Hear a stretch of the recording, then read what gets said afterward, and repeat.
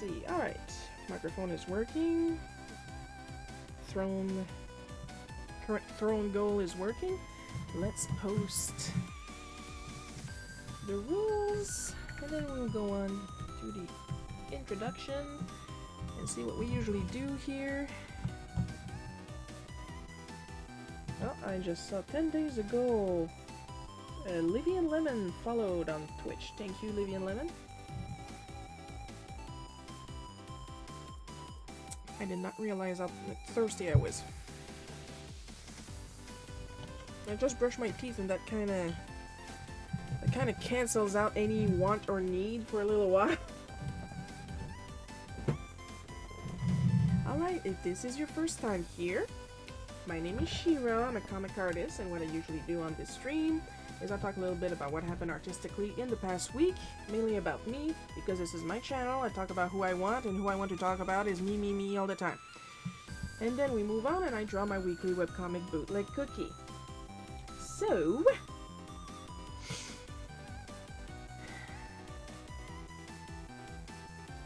hard week. Not gonna lie, hard week. But I got some shit done. Obviously, patrons know that not only have I been on the tail end of No Rest from the Wicked, but I have been also live streaming the making of the last few pages for patrons only. They seem to enjoy it if I go by my stats after a stream, because they talked a lot on the first stream and then not a peep from anybody. But I've had like at least at once 5 people watching the stream every time. But at the same time, it's a more relaxed stream. Like they're already paying for it, so they can listen to the stream however they want. It's more relaxed. They don't need to participate. I appreciate the participation, of course. Like, I love the participation here. But like I said, it's more relaxed. It's more mellow. It's really just like me being, well, basically what I'm doing here, being background noise. Except in the stream, I don't have to be background noise. I feel more comfortable, like, not talking for a long while and just run the music, and I can run whatever music I want. YouTube's not gonna get all up in my ass because Square Enix is mad I used a little bit too long of the prologue.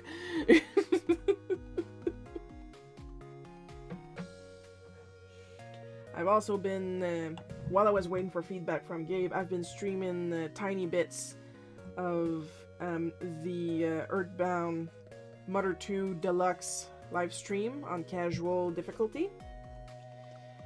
And I'm announcing it now. I'm going to try to announce it during the week on my socials. Because I know that I will be finishing No Rest from the Wicked this week. I'm going to be working on the last page this week, and usually I like to celebrate. This time I'm going to celebrate with my patrons. So, all my patrons are going to get a special celebration live stream Friday the 5th, starting at 8 p.m. I'm really not sure about that hour because it is a little late, but I do plan on staying up and playing until I feel like death warmed over, even if I have another live stream after that. Of me playing the deluxe version, and I talk a lot during those because I always pipe up whenever I remember that, oh, that's a change, that's a change, that's a change, because the deluxe hack did a lot of stuff. And I'm playing on casual, so there's a lot of content that I will not have access to. But still, all the changes are pretty interesting. So, art-wise, I did do a couple things. I had a little painting activity with Mom this week. And she really wanted to do some watercolors. So I grabbed all my stuff. And while she painted one snowman, I made 3. Because I'm extra. But because I love her, I made her favorite. I made Olaf and Olaf and Olaf. All using my my good Koritake paints, because most of the time I've been using the cheap ones, so it's nice to use some nice paint once in a while. And there's some people that have watched me do the RPG Portraits challenge paints, doing, well, the drawings look good. Yes, I know. But like, there's a reason it's a time lapse. Okay? There's a lot of fuck.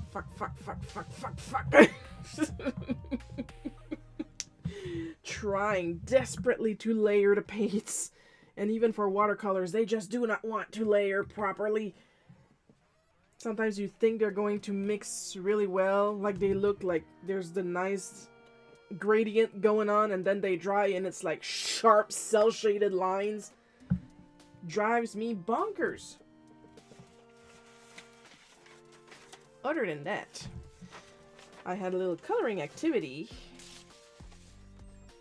with some friends,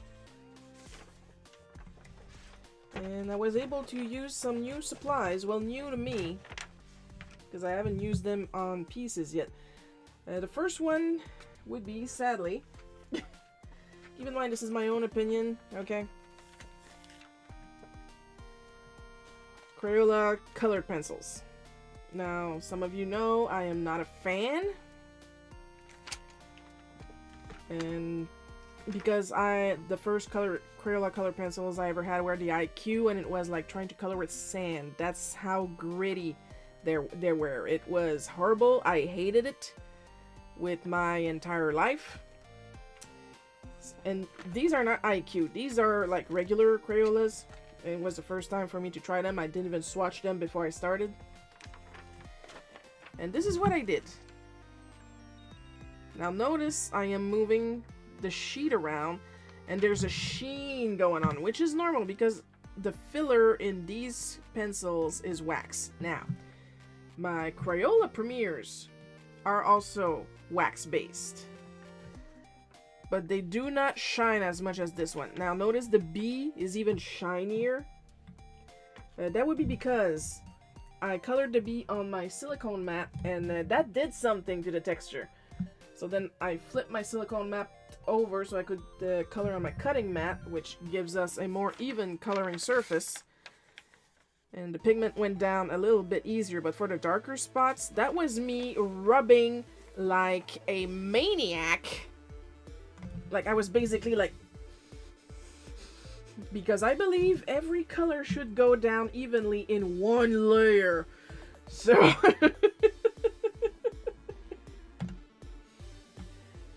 so yes, if you want your color to go down evenly in one layer, I would recommend the Prismas before the Crayolas.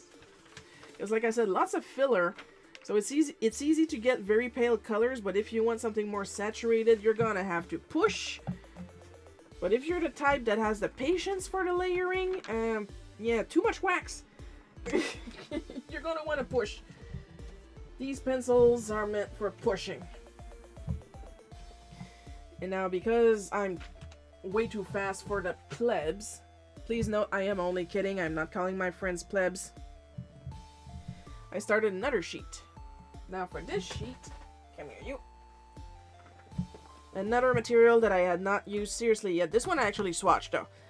Were the ABT Pro alcohol-based markers from Tombow, however you want to pronounce it. I tend to pronounce words the way I see them, so I remember how to spell them. So I will say Tombow, and it's probably Tombow. And these ones have an interesting little story about them. Is that there's 4 sets, and for a brief period of time in Dollarama, hey, I'm Canadian. For a brief period of time in Dollarama, they stocked these markers, and I was like, Tombow is actually a really good brand. And like the one thing I would complain about is is the box. Because it doesn't lay even for some reason. There's like a bump, but that's really just my one issue. Like the markers themselves, you'll see soon enough, they're pretty good. Oh. And like I said, there's 4 sets, and the only set I had available to me where I live was the gray set. As you know, my favorite palette of colors. And my friend Tony, where he lived, he happened to have the other tree, but he did not have the gray set. So I bought another gray set, brand new. This one I already swatched it, and I bought a brand new one for him. And he sent me the other tree, and as I was getting ready to send him mine, I was like, where the heck did I put it? And I was ready to send him the slightly used one with plenty of apologies. Now remember that I said that these were briefly stocked in Dollarama. Like they were in Dollarama for a couple, like 2 weeks maybe, and then they were gone. They never restocked. I happened to be cleaning my studio, and I grabbed this Dollarama bag out of nowhere. And I was like, I wonder what's in there. 3 guesses. So I was able to send them as markers.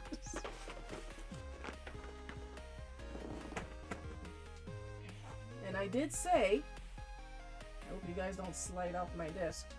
And I did say that these are pretty good markers. So I started another sheet. I didn't finish it. I didn't really... Like I was like right there, and then everybody said, okay, activity over, we're going to bed. Fine. Fine by me, I'm okay with that. At the time we started, I'm very okay with that. This is printer paper. Look how nice and how even it laid down on printer paper. Now, of course, bled like a mofo in the back, but that's normal. It's alcohol markers. But look how nicely and evenly it laid down, and it didn't dry too dark, you know? Then again, that's more of a Crayola problem, drying like really dark when you have a darker color. But like usually on paper, like you have like a lot of overbleeding, like when you put the color down and then it blooms. None of that here. Like I'm looking at the back, like there's some overlapping inside the lines, but there's no real blooming from what I'm seeing here. So I know the markers still exist, obviously. The markers exist. Just saying they're not in Dollarama anymore. At the time, hi, Crazy Cartoon Cat. Shiro.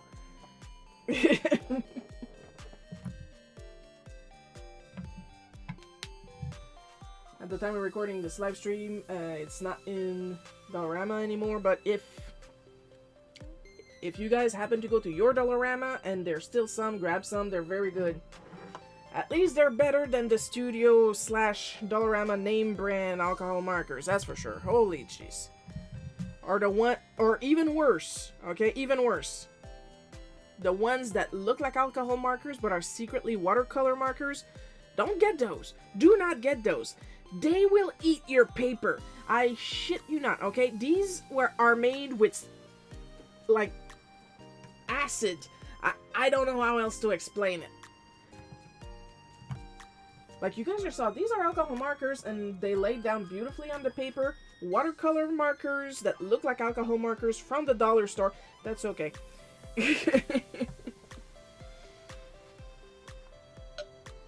I believe in you. Like, I'm more offended by a bad marker. Do I have them near? I don't. They must be down here somewhere, but I don't really super care right now. Like, they will eat your paper.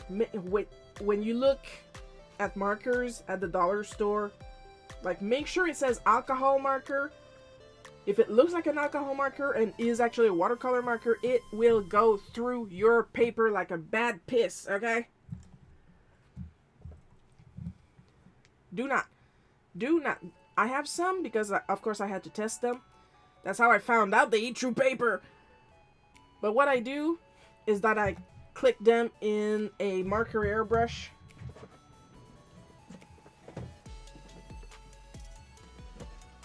Come here. Like this one. This is an example. I have two. I have a specific Copic one. I have this automatic handheld one. And I use them for backgrounds, never for details, just backgrounds, so I can actually use up the color. Because, oh my god. At least in an airbrush, they don't eat the paper. And I know I push hard on some of my supplies, but holy jeez, I do not push that hard. It's the formulation inside the marker. Another sip. Because I got angry. Hope you had a good Thanksgiving. I hope my American brethrens had a good Thanksgiving. My Thanksgiving was last month. Because, oh, Canada. So, so while you guys were having Thanksgiving, I was having a nice sandwich. That's basically what happened.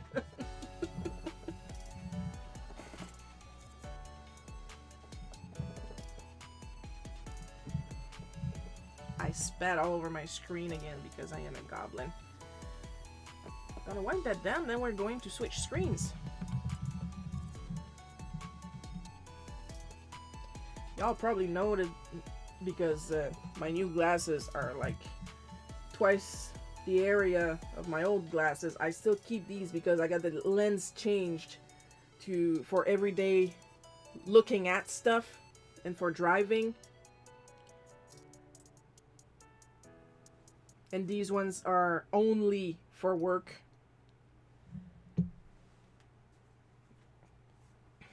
So you probably notice that when I lift my head and I move it around, you can see my ring light reflected in my glasses.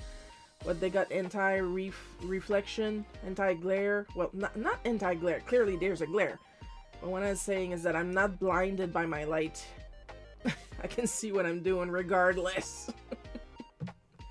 Oops again. It's okay. It's okay.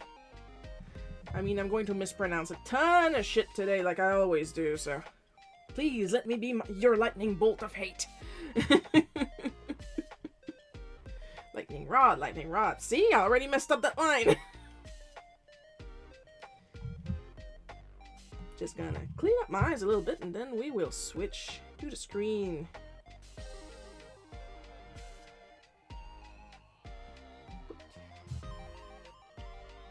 Another thing that's really nice with these and with the new lenses on these, there's not a scratch from 2001 right in front of my eye that I can't buff out because I accidentally, when I put my glasses inside my DS case, because I have this really cute pink and white DS case purse-like thing. I got my glasses. I put my glasses in there so they wouldn't like bounce around loose in my purse. And when I pulled them out, the lens was against the mesh holding the DS in place. Is that a Who's Line reference? Yes, Colin Mockery.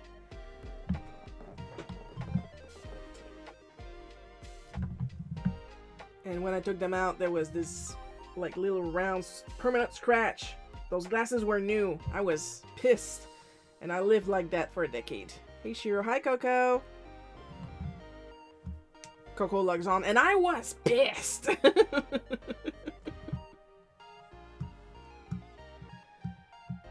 But now it's okay, I can see. And that's when I thought there's a slight yellow tint in my glasses. It's not me having weird eye bags. I mean, I do, but they're not discolored.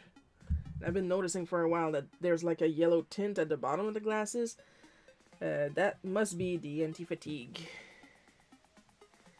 At least it's not disrupting in how I see colors. So I'm not asking much, really.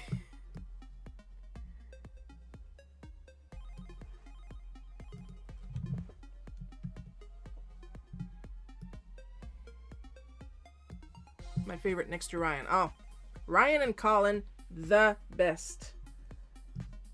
They work so well together.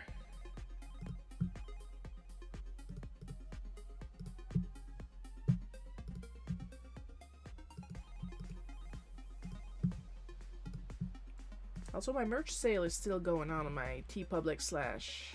No, just a TeePublic. I didn't put the sale on Dashery because it wouldn't do much. But it's like the same stuff on my Dashery and my TeePublic, so I might as well just go to the TeePublic.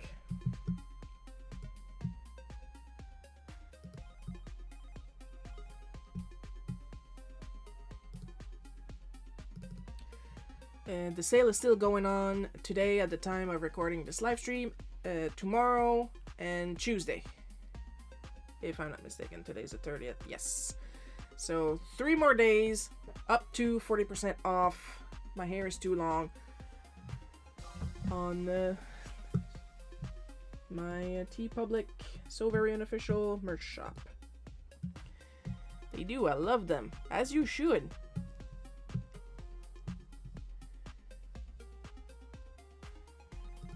Now that's enough of my face. Let's go straight to why we're here.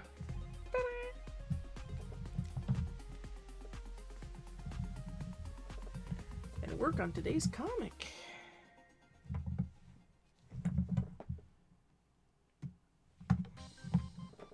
I think that there's new seasons airing right now, but like I said, I don't watch TV, so whatever I catch, it's all on YouTube.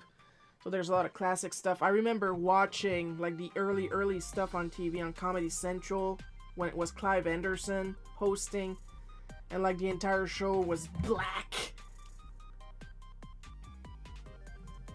It was still funny, but that even the stuff before Colin and Ryan was still funny, but like the atmosphere, like the background was pure black instead of having some lights and a little bit of color. And I don't even know if they must have, if they had an audience, but it was so quiet, like so quiet. I literally bought 2 things for Black Friday because I ain't got money for anything else. Well, as long as you save money, that's all I'm asking.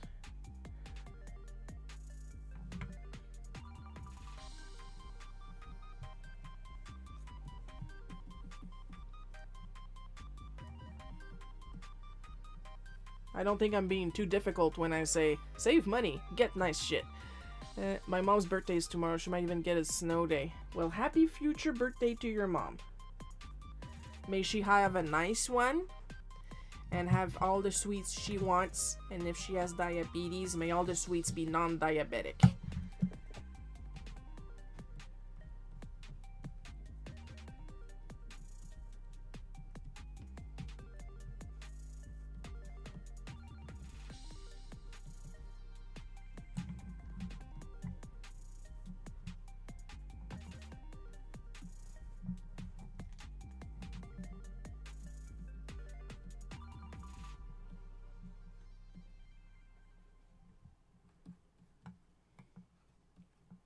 Right now, Lily, like, she recently got groomed at the I'm going to say pet store, but they don't sell pets, they just have pet supplies.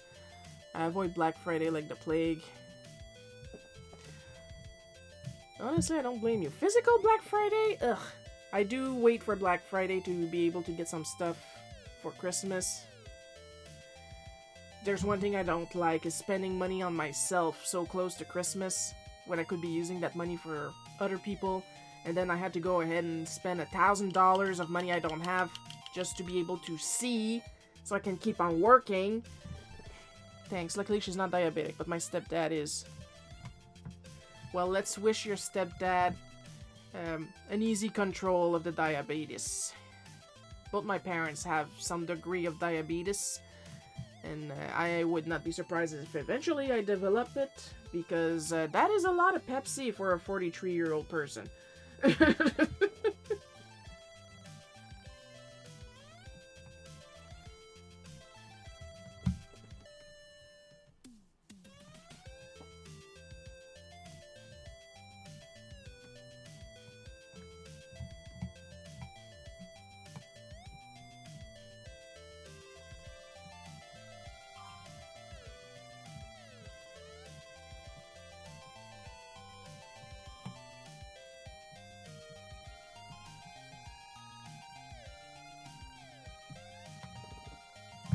Once again, a quick reminder for Patreon subscribers. If you're subscribed to my Patreon, there will be an exclusive Let's Play live stream on Patreon on Friday at 8 p.m. Eastern Time, where I will be struggling my way through Earthbound Deluxe. Even if it's on casual difficulty, it will likely be a struggle if I just base myself on my other playthrough, which I haven't continued. I need to get to that. Only because I have one Bluetooth controller, and apparently my Mac and my iPad do not share the controller. They will share everything else, but the controller is like, mine, no, mine, it's mine. My cat Belle has been climbing all over me every time I eat leftover turkey. Well, clearly Belle will want some turkey.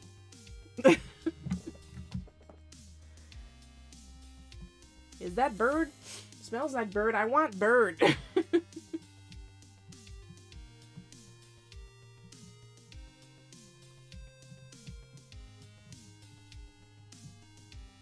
Even if we did not have Thanksgiving, we recently had turkey because Mom considers turkey Christmas food, and she looks forward to it every year, and I did not enjoy the turkey this time around. Like, it was frozen, and my dad thought it was one of those turkeys that you could cook from frozen, but not this one, so we kind of speed defrosted her in the oven with no seasoning, which is a first, honestly.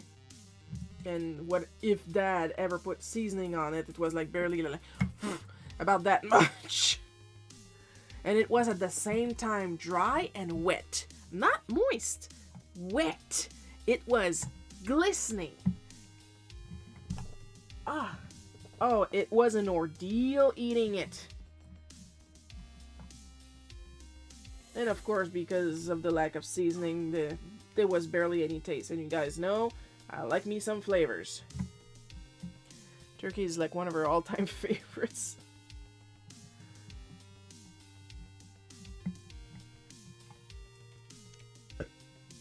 Sorry.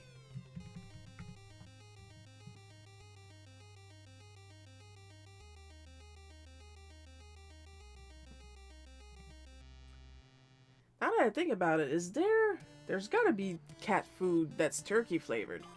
Like, I've seen tuna, I've seen salmon, I've seen chicken, I've seen beef, of course. I've seen gravy. I don't remember seeing turkey. But it's gotta exist. I got what I needed and nothing else, which is fine by me. Sometimes stuff needs replacement. That's true.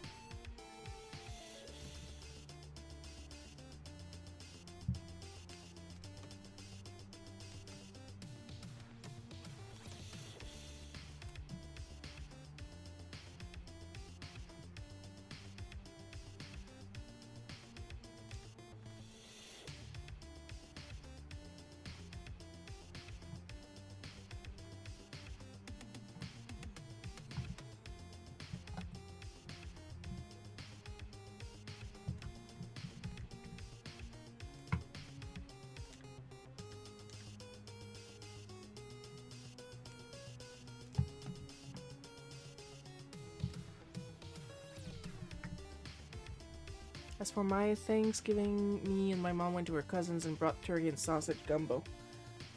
Was it you that mentioned that you were working on a gumbo, or was it Ronald?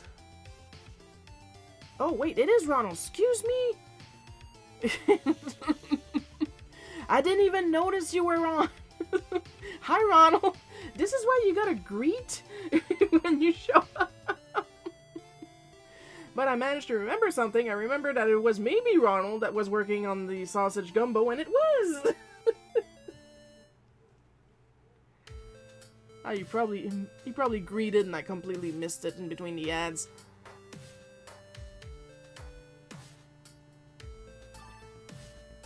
have to keep in mind, the artist is an idiot. I don't know how or why it started leaking, but it did. What, was there a problem with the pot, or?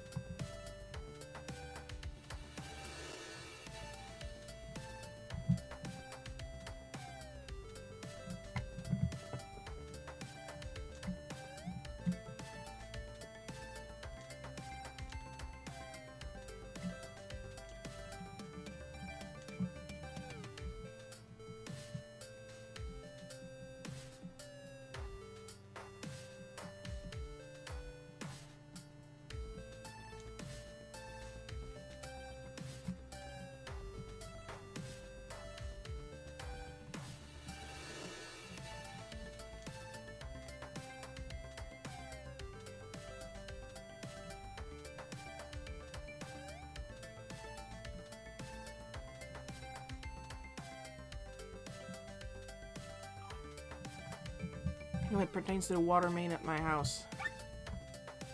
Sounds delicious, it is.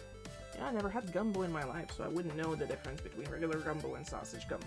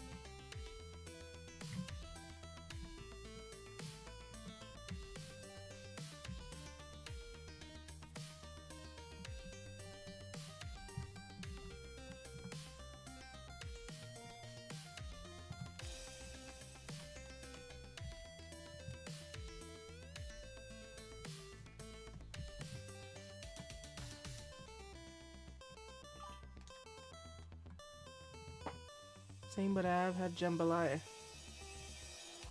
Yeah, I didn't have any of that neither.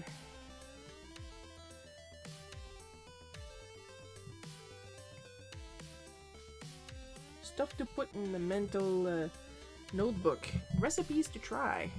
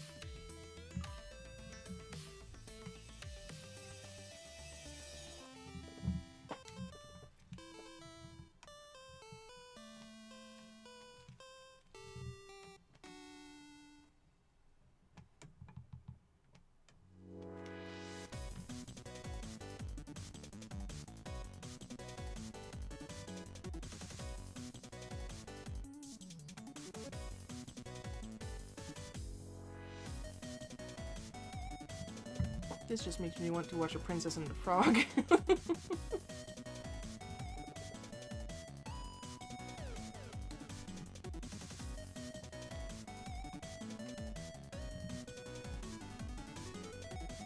Speaking of trying out new stuff, I have recently downloaded the demo to Trails of the Sky. I don't remember if it's called the first chapter or something. There's a 1 in there somewhere. It's a remake of the first one, I would assume.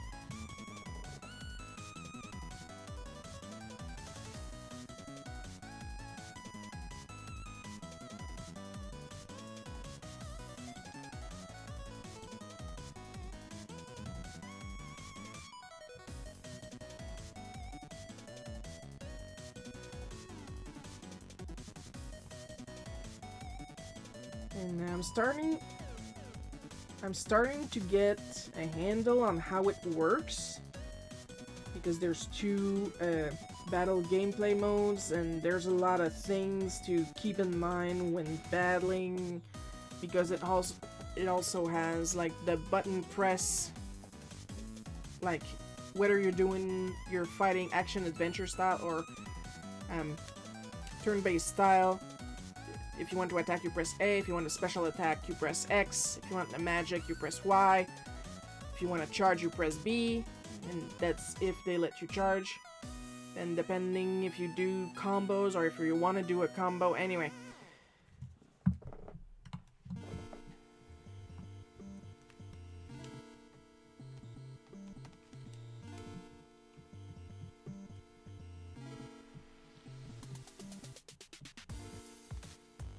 And I think I was spoiled by Dragon Quest 11 because the character designs, and that includes the playable characters and the NPCs, are pretty / boring, as in everybody is equally pretty. Everybody has the same body types. And by types, I literally mean adult male, adult female, child male, child female. That's it.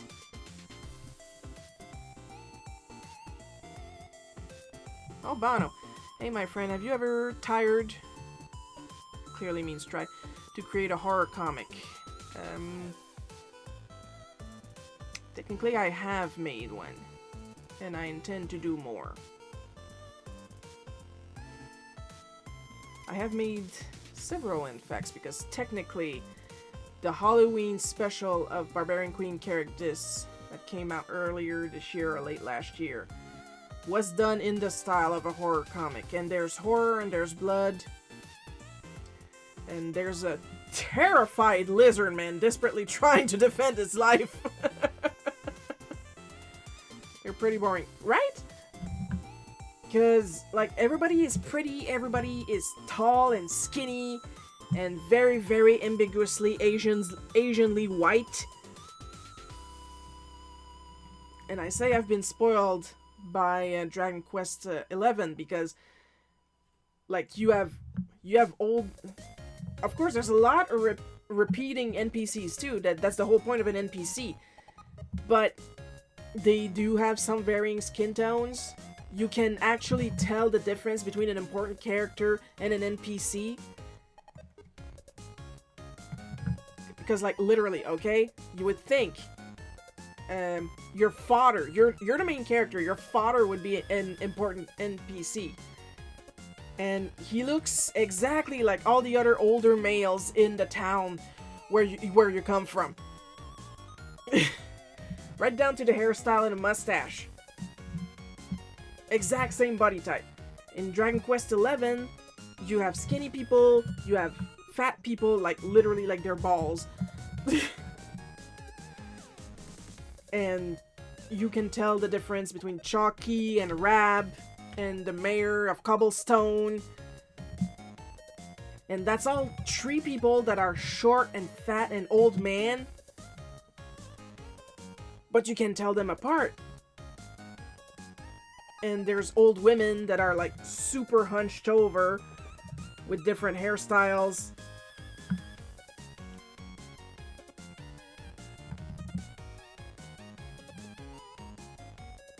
And like the kids all look pretty much the same. They pretty much have all the same body type.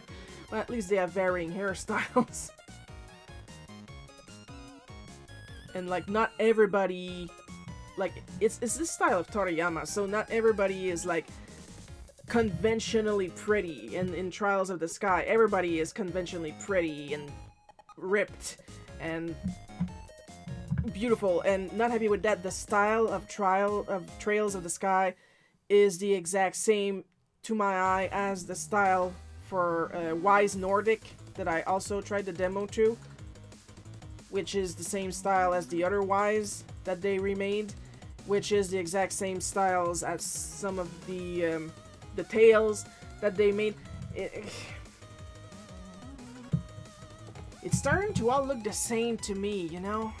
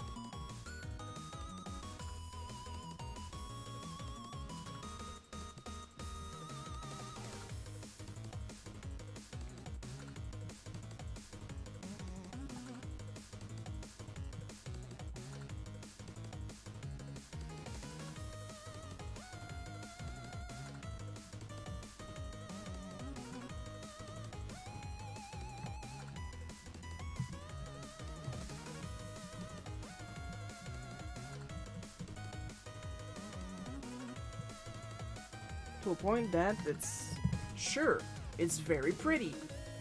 It's very pretty. Backgrounds are very pretty. I get, but at the same time I don't really get this thing, and that was also shared with Wise Nordic, that the enemies, when they're at a distance, they're not fully loaded in, but they still have movement. But that movement is like he's here and suddenly he's here and suddenly he's here and is like staccato because they're not fully loaded, and when you get closer, that's when they get their full frames of animations.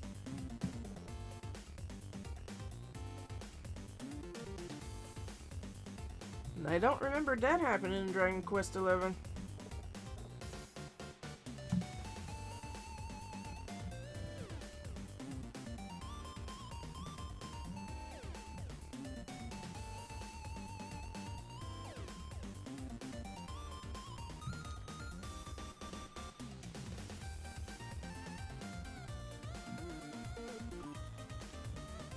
What do you think of my recent picture on Divine Art? What do you like about it? Oh, well, I guess we're going to go see that now.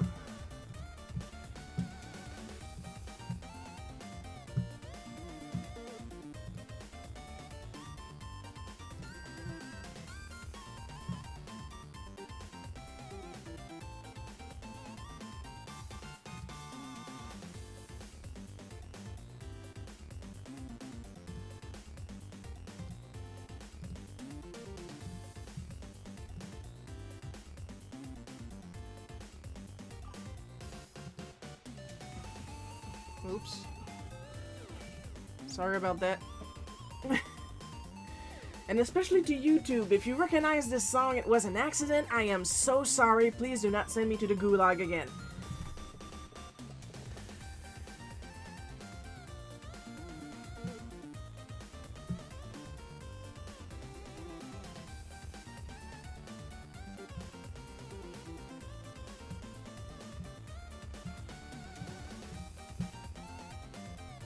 I'm checking my messages.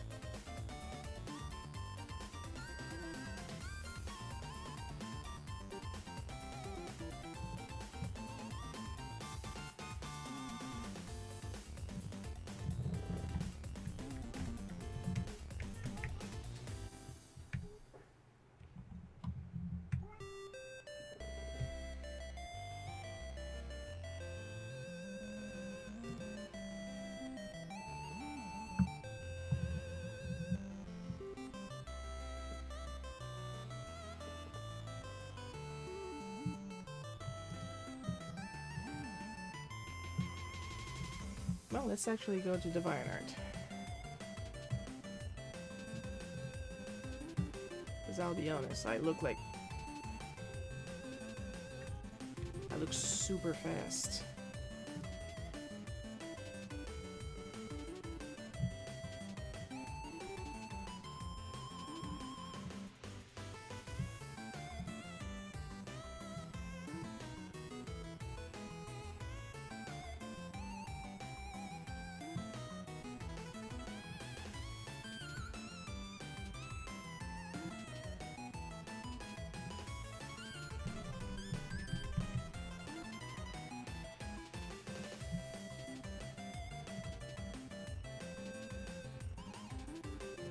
Yeah, there it is.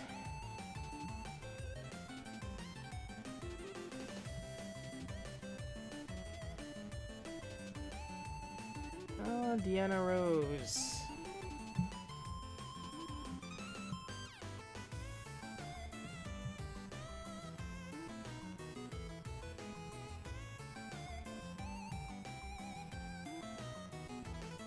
Oh yeah, Deanna Rose watches me. That, if I'm not mistaken, that's the same girl that dubs Smack as fan work, but refuses to credit me on every video. And I have talked to her about it, but she absolutely doubles down on not crediting me properly on every video that she makes. And by every video, I mean every Smack video. She doesn't have to credit me on the videos she makes that are not on about my stuff, but I asked politely,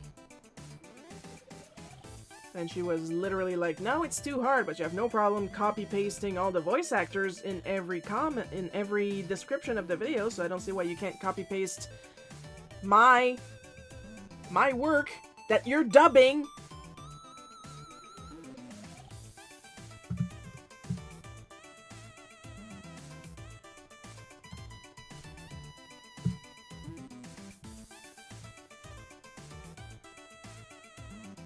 Personally, to my own taste, I'm not a big fan of the green shadow in the eyeballs.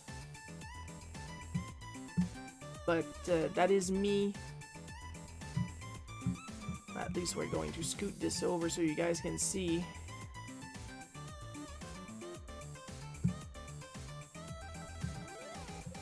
Like the execution, the art itself is pretty good. But this right here, the color of the shading here, that bothers me. But that is like my prerogative. I like the idea of adding a pattern to the dress, something I should do more often when I do fashion, if you ask me.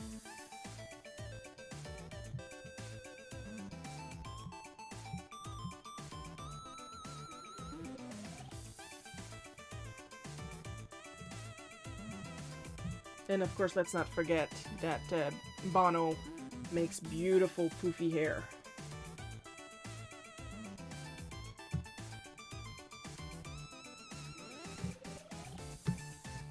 And back to the show. Because I do believe I have a comment from Ronald. If you and your family decide to make gumbo, I suggest getting an onion, bell pepper, celery, andouille sausage, white pepper, chicken, shrimp, and crawfish for starters. Do we have crawfish here? We either have crab or lobster. I don't think we have crawfish. What do you think of me when you first heard and saw my art for the first time?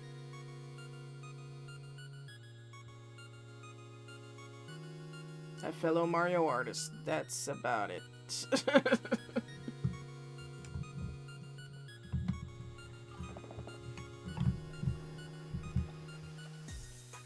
I didn't update my ad because currently it says my merch store is up to 35% off. It's now currently 40%, up to 40% off.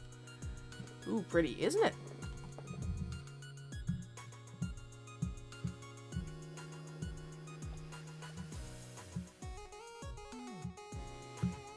Let's bring her back real quick. I also noticed that Bono put some contrapposto in there, something you don't see often. Like her elbows have a slight tilt, but the hips have a serious tilt going on. Now for a real contrapposto, the shoulders would be more at that angle, but I appreciate the effort here. I do appreciate the effort here.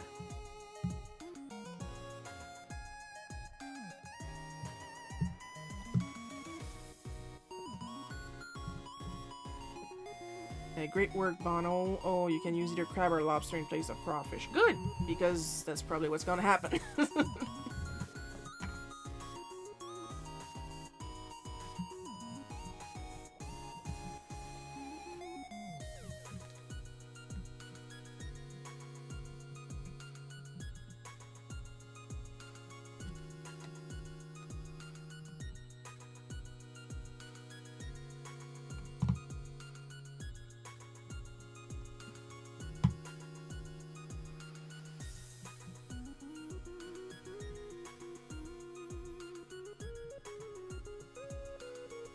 Because here's the thing, I'm not a deep person. Like, it takes me a long while to write down a full review. Like, when you see me ranting, this is all like off the top of my head on stuff that I've been thinking about for a while. Like the style of most recent RPGs.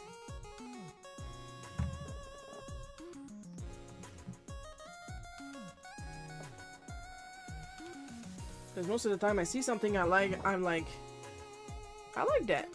And that's about it. That's where my brain stops.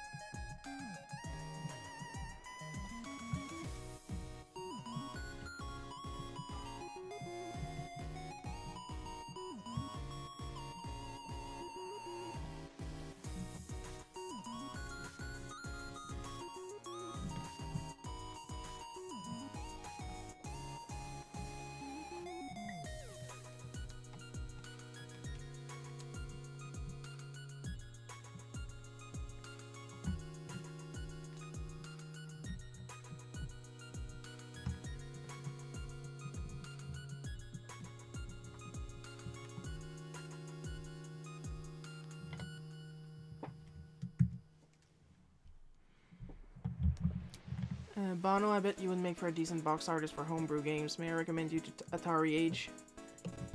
If Bono says no, I say yes. Because Bono has the control on the gradients. Like I said, I don't like the green shadow inside the eye. And that is just me, because Bono is free to color however he wants. But he did a great job on the gradient with the little, like, clear line of color that the modern 2D Mario rendition have.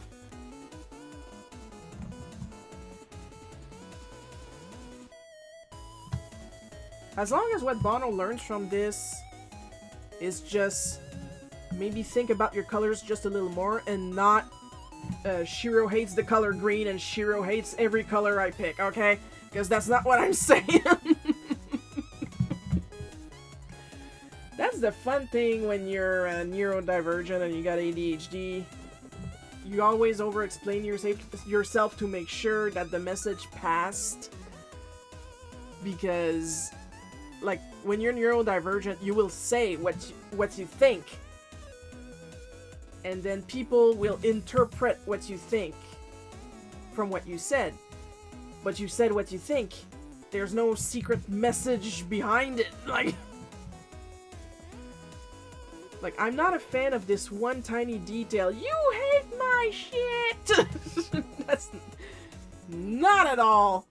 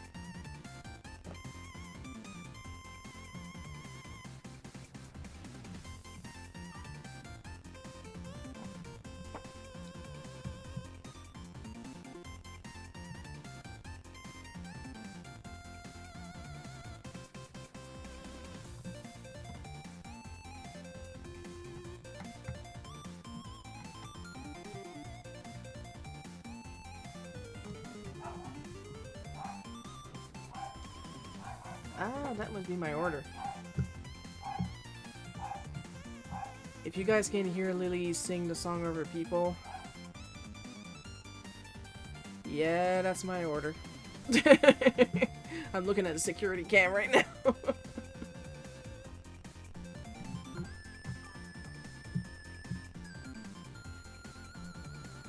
Because that's a thing when you're a long-standing artist, especially on the internet, your opinion is so much more important than you can imagine.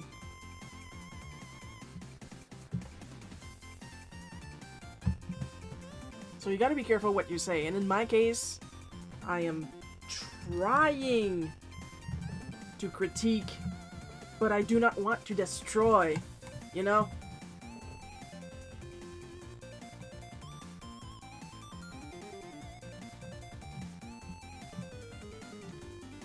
Because if I ever find out I'm the reason someone stopped drawing, oh, oh my god, dishonor on me, dishonor on my car. I don't have a cow, so dishonor on my car. I hear a barking. Yeah, that's Lily. We, it's our door alarm.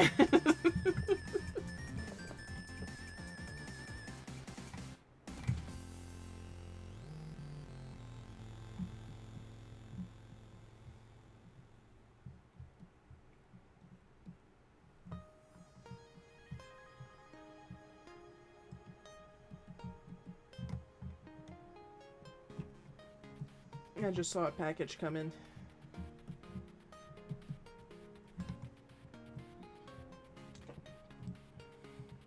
And I recognize the envelope from here, so I know what it is. So I'm gonna go ahead and pick it up as soon as I can after the stream.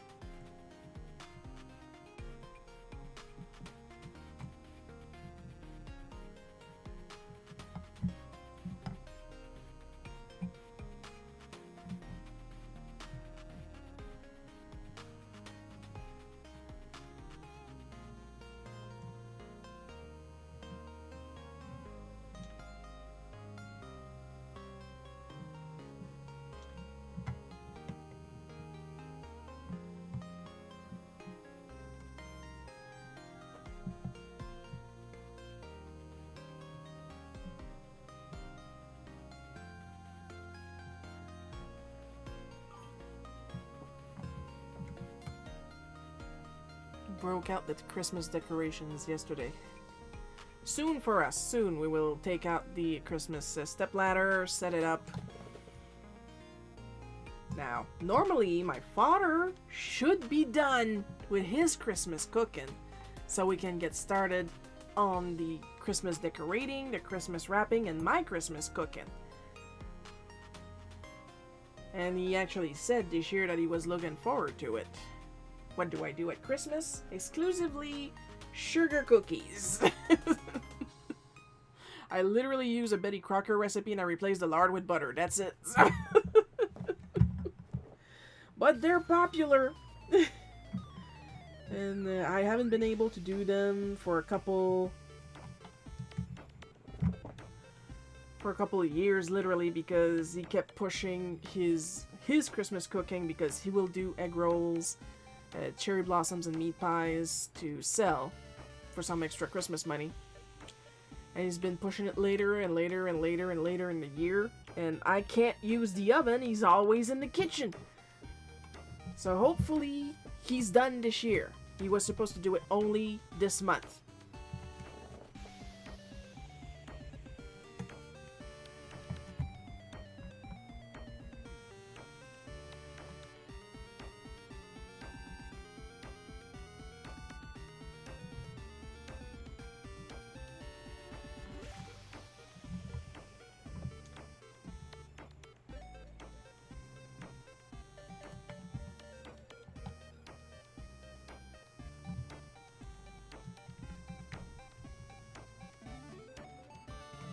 So hopefully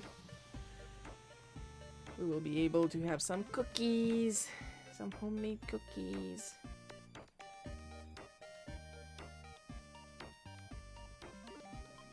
got tons of sprinkles, so there's that. And we got tons to wrap because all year Mom has been getting packages from Temu and kept telling us it's for Christmas, it's for Christmas, it's for Christmas. And like, oh my god, Mother. Please. No more. Like, we don't have a craft room anymore. We have a Temu room. There's packages up to the ceiling. Like, we are this close to stage an intervention. Mine are up. I'm assuming you posted some pictures on Facebook, Coco, or you're about to. I mean, I know what it is. It's going to be a purple Christmas tree, which is adorable, by the way. And if we're lucky, maybe some lights around.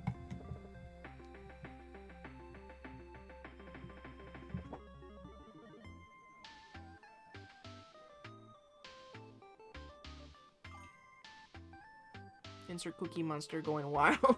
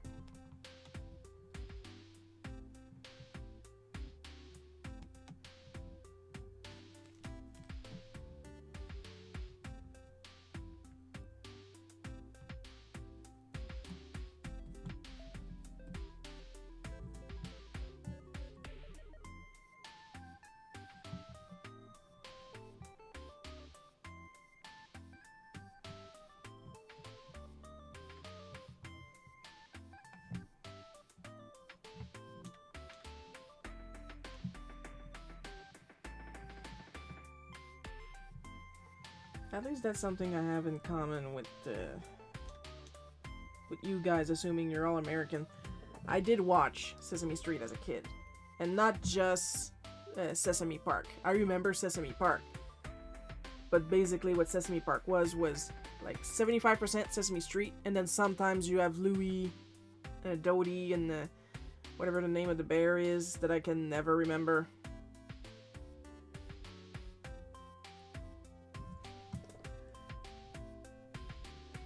Basil, there we go.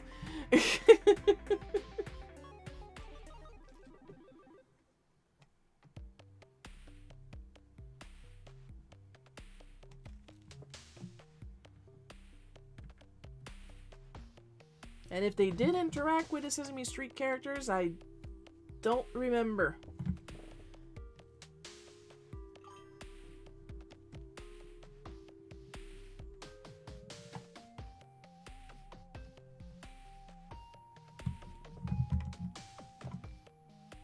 But like when American fans start talking to me about Mr. Rogers, and I'm like, who the hell? Like, I know who Mr. Rogers is, but I did not grow up with Mr. Rogers. I grew up with Mr. Dress Up. Which I also know used to work with Mr. Rogers before he became Mr. Dress Up. Ernie Coombs, if I'm not mistaken, that's how it's pronounced.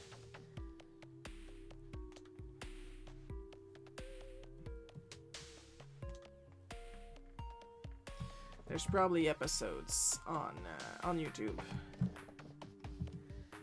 If any of you are curious about what Mr. Dress Up was like, there's, from my memory, there were at least two continuities to Mr. Dress Up.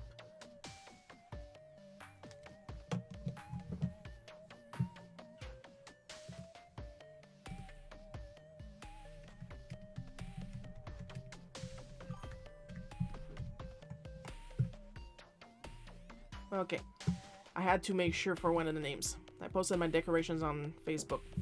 Super. We're gonna go see that later. So there's the Casey and Finnegan era. And then they kind of sort of fired the puppeteer, or she quit. So Casey and Finnegan went to school and never came back. And their house was pretty much abandoned on the show. And then there was the more modern, I should say. I saw some big comfy couch. But it was not on my roster of shows, but I did see a bit of comfy couch. Mostly the exercise around the clock. I got a canvas picture that has lights in it and some holly bunches and little houses this year. Oh, that's so cute. I love little Christmas houses. We got a whole collection.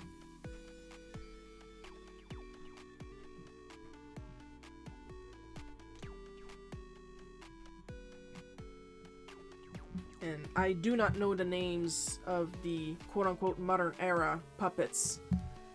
I know there's a grandma, I know there's a little pink monster, and I know there's a crow. That's it. They simply did not make an impression on me as much as Mr. Dress-Up did. Of course, there's also the wise old owl, but for trauma reason, we're not talking about the wise old owl. Oh, Jesus.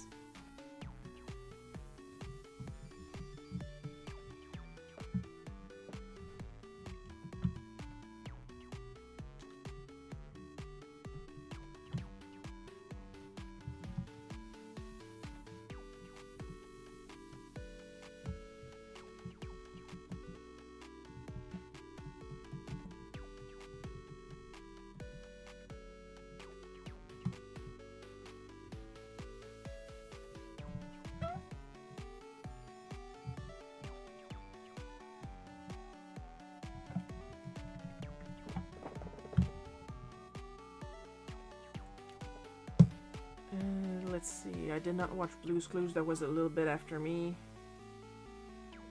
I used to have the doll. Load, thank you.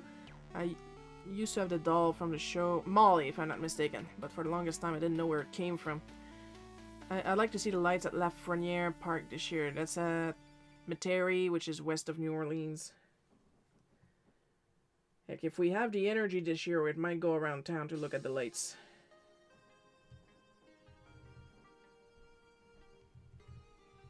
We are struggling with energy. We're all old now, eh? So...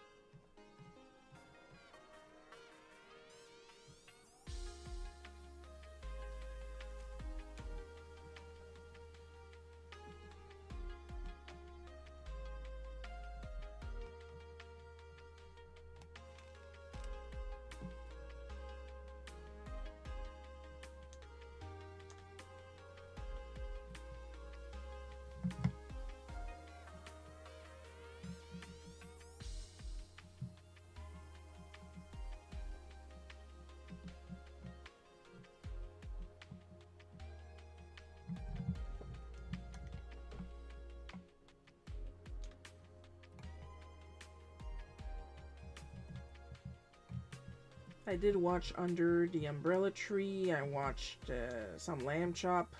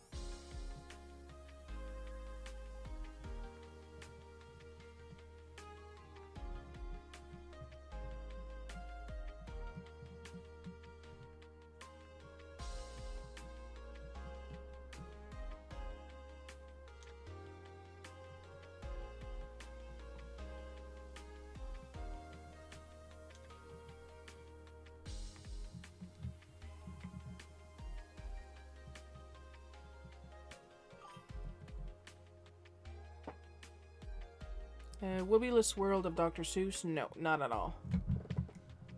Like, to actually see anything of Dr. Seuss, it took until This is the song that doesn't end. Yes, it goes on and on, my friend. Some people started singing it not knowing what it was, and they'll continue singing it forever just because this is the song that doesn't end. Then you have the creator like, Charlie Horse, stop it.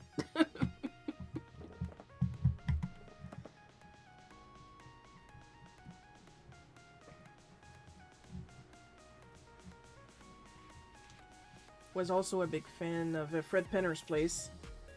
The man is still alive. At the time of recording this live stream. I have to specify at the time of recording this live stream because he's pretty old.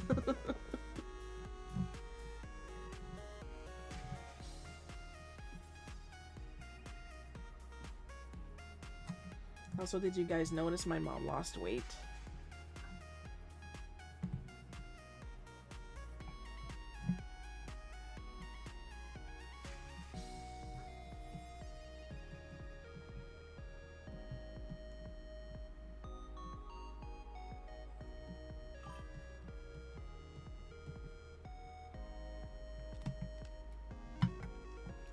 Whoops. I slipped. Then someone who gets annoyed shuts off the TV.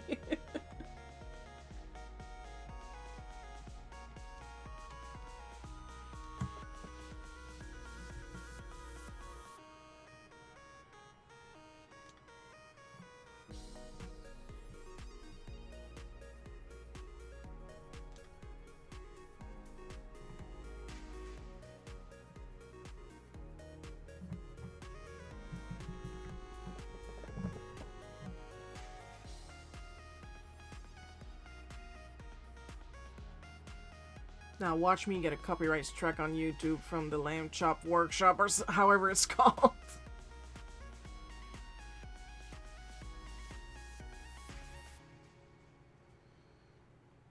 And there was an episode of Fred Penner's Place where he did a crossover with the Mr. Dress Up, so that was pretty cool. Probably my first encounter of a crossover.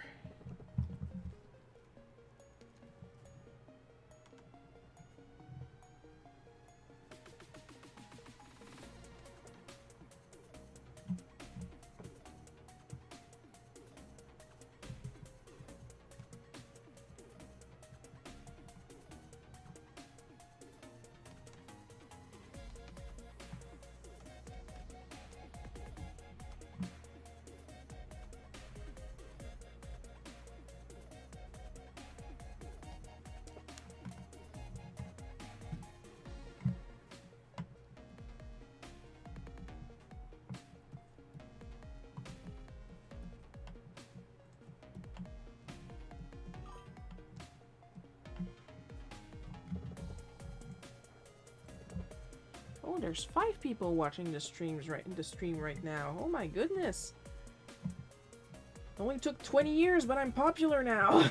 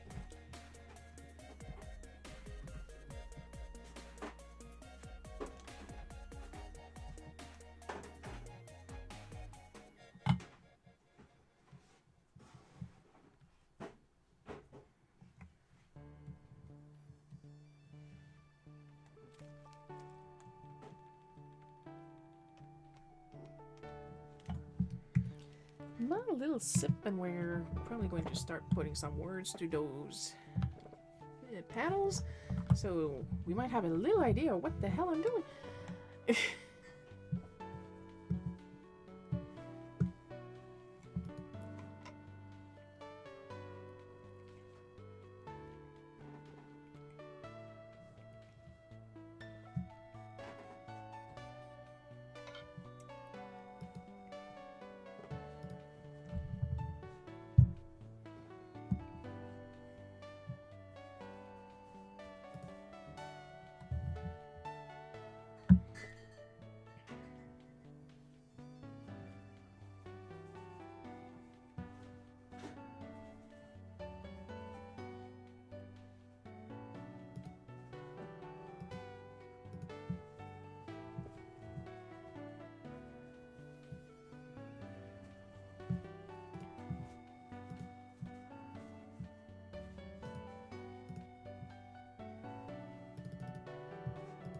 Gotta get back into the habit of making myself a tea for these and not just water because my throat is starting to get a little scratchy.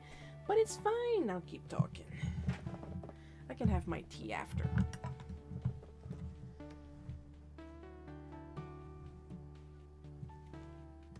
I kind of said that on the tone of, as if you care.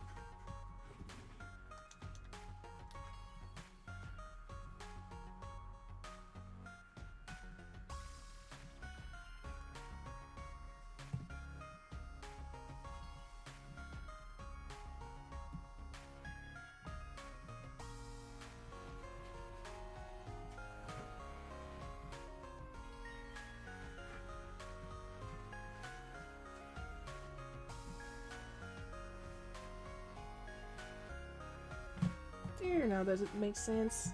Gonna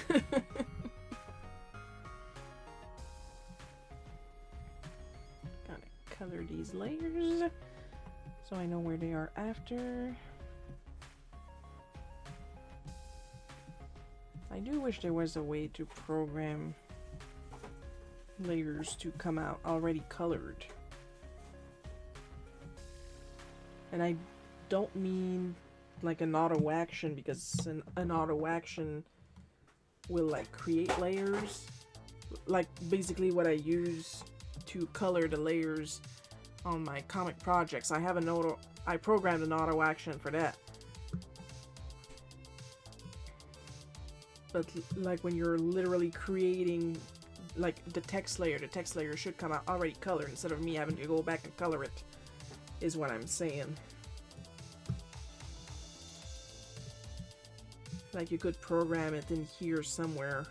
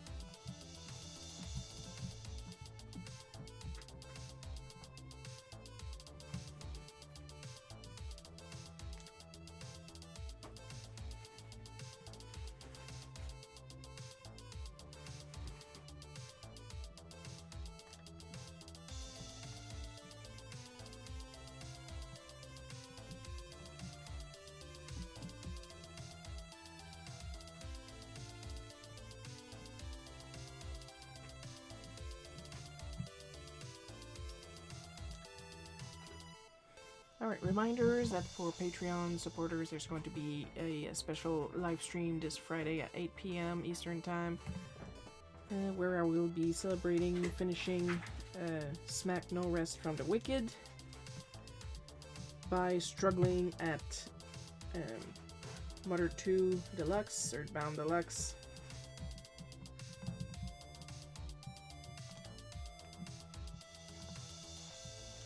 As a celebration for finishing and as one of many thank yous for supporting me.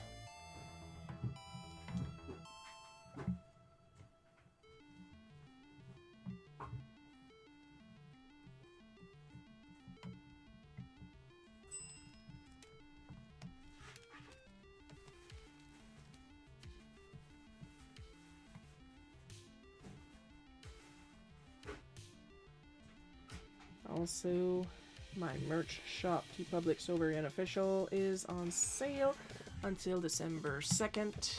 So you still got a couple days if you want some of my merch. I put up a lot of new designs,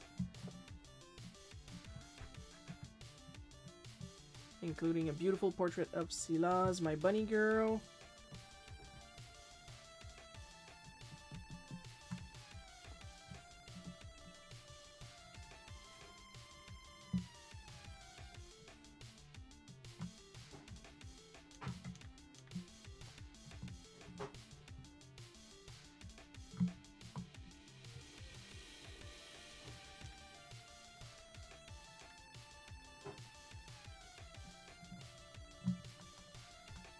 I also have the logo to Barbarian Queen Charybdis in clean and vintage versions.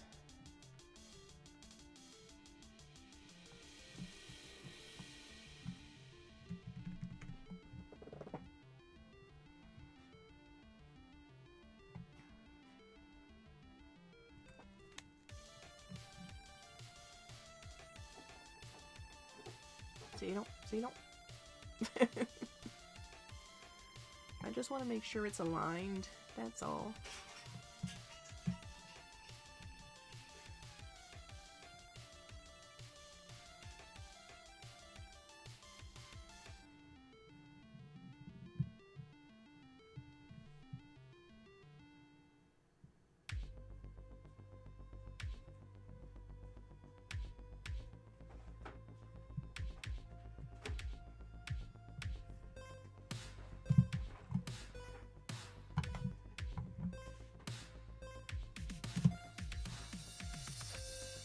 So if you guys remember a couple of weeks ago by now, we were struggling with my computer constantly switching itself off of Clip Studio.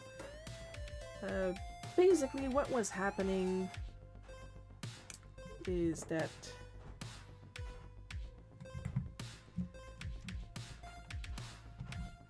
my Wacom tablet really wanted to update, and that's what was distracting the Mac away. But as you guys probably noticed, it's been fixed for a while.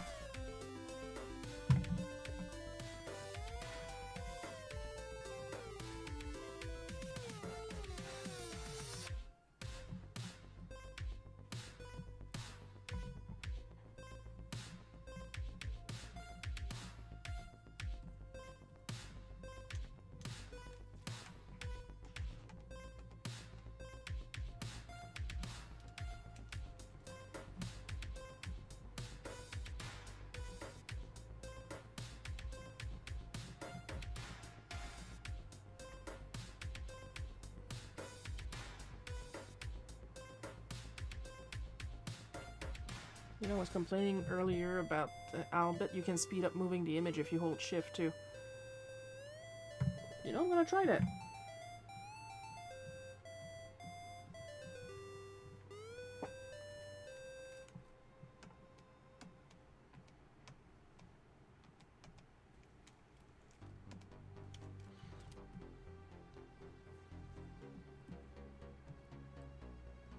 Also, hi Paul.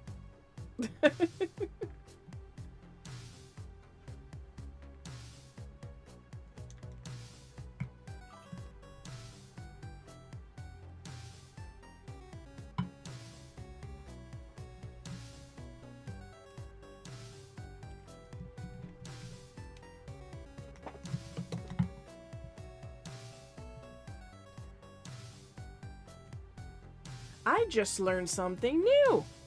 Because that is how you learn shit on Clip Studio.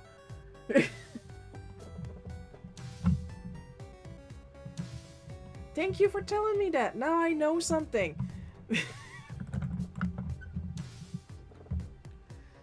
And then back to normal speeds for some adjustments.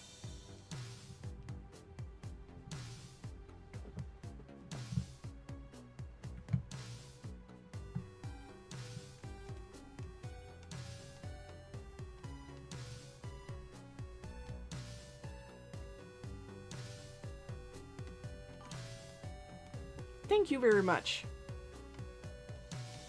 Oh, I'm going to use that a lot now that I notice.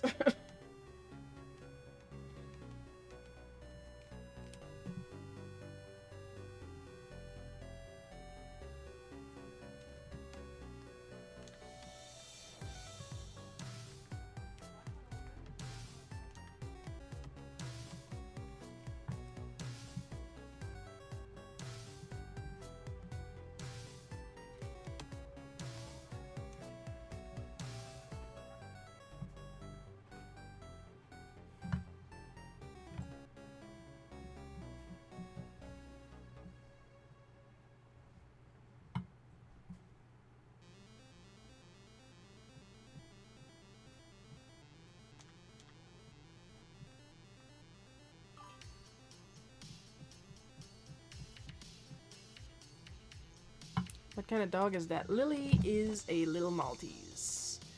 Then again, I should just say a Maltese because she's actually pretty tall for a Maltese.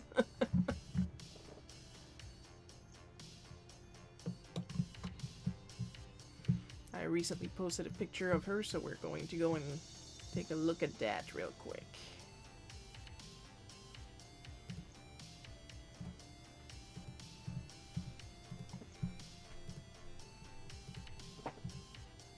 There she is. The one, the only. Countess Lily of Cheese. The one, the only, the thing you heard bark earlier. There she is. And now you know why I like to call her Christmas ham.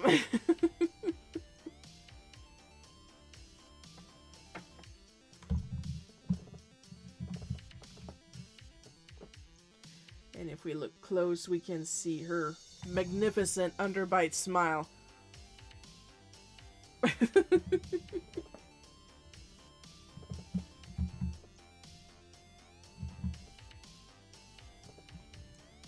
So far, she's been our smartest dog. So we know that when she's being stupid, she's doing it on purpose. Oh, I love Maltese dogs.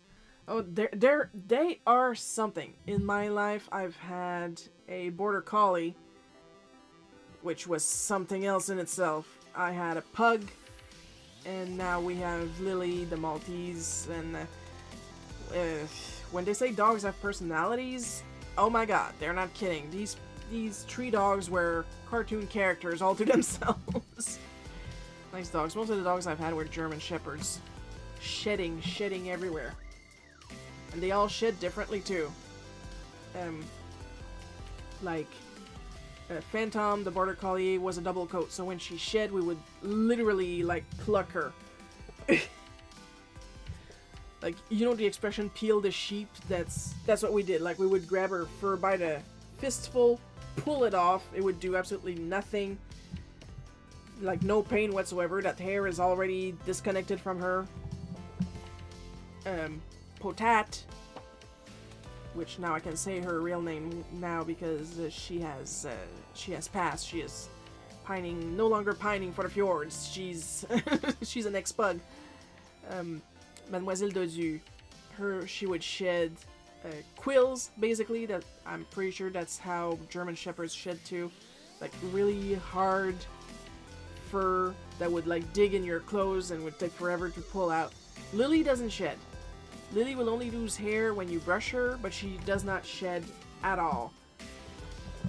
So she is a dream for my dad.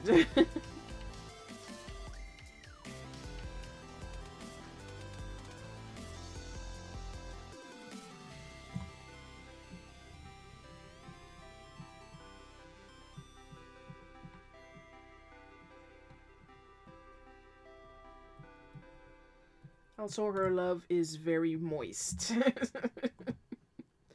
Lily's love language is using her tongue.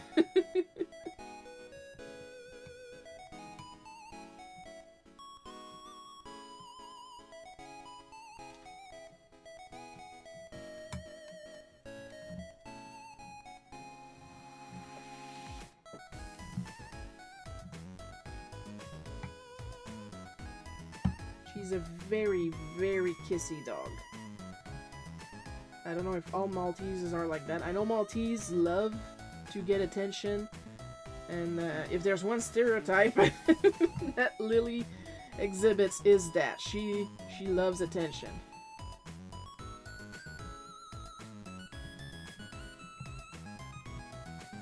She, at the time of recording this stream, she is 7. She is very, very energetic.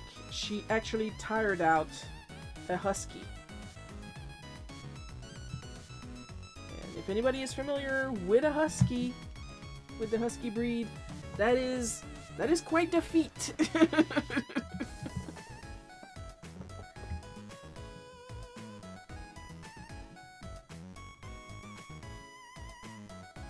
And like I said earlier, like, no shade to Phantom, which was already a pretty smart dog because she was a border collie.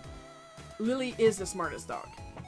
They were all pretty smart in their own way, like pretty smart doofuses. Lily is still a doofus, but she's the smartest of the 3 doofuses.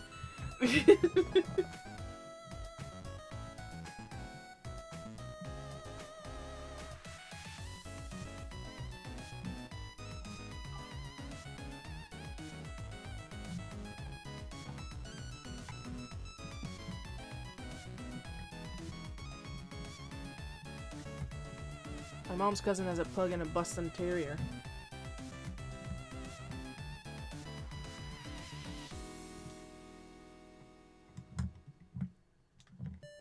And that's another thing. And I have made a bootleg cookie about it. Mademoiselle Dodu spoke French and English. 1 word of each. But it was enough to freak us out. One time my dad at the dinner table was asking her, like, dangling a piece of treat for her, and he was like, "Who's that for? Who's that for?" And in, like, perfectly clear, there's a video somewhere, perfectly clear, you hear Dodu say, "À moi!" And I made a bootleg cookie out of that because, like, we just, like, panicked, like, we need a camera, we need a microphone, something. Oh my god, did she really just say that? And the English word that she could say was ham. Anything we gave her was either hers, à moi, or ham. If PETA is listening, we never gave her actual ham because we know it's incredibly salty. It's just the only word she could pronounce in English.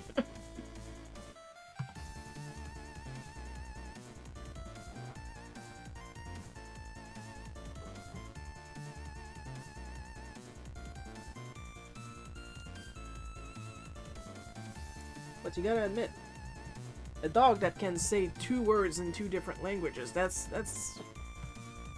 a clever little mutt, that's what it is. My mom and stepdad usually have Great Pyrenees, though we used to have a retriever named Alex. Great Pyrenees, that's the ones that are clouds, right? The big giant clouds, not the small clouds, those are Pomeranians.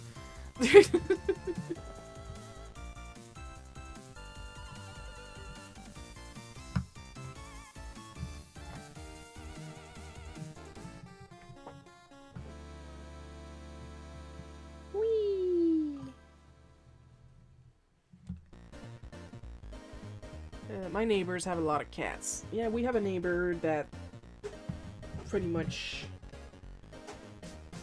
Well, we used to have one cat, and now that neighbor has all the descendants of that one cat. I had a mutt named Scruffy. Oh, that's cute. Now, I only had the 3 dogs, and you guys already know about the 3 dogs. My mom had several dogs in her life, and one of them was called Goofy. And from what I know 2 things about Goofy. He was terribly ugly. And he died doing what he loved. He used to like to hunt porcupines. But the problem with that is because he was eating the porcupines, he would get quills all up in his nose and then come home, and then Pappy would have to pull the quills out, so on and so forth. He looked like a Portuguese water dog. But he was scruffy, so he was a constantly wet-looking Portuguese water dog. Like all gritchy and...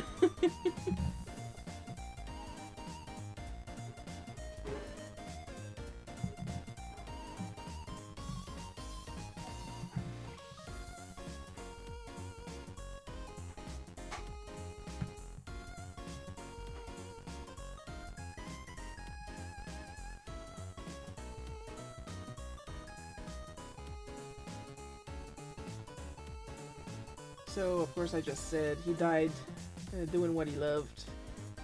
One day he just, because of all the quills that he would get in his face, Pappy would not always.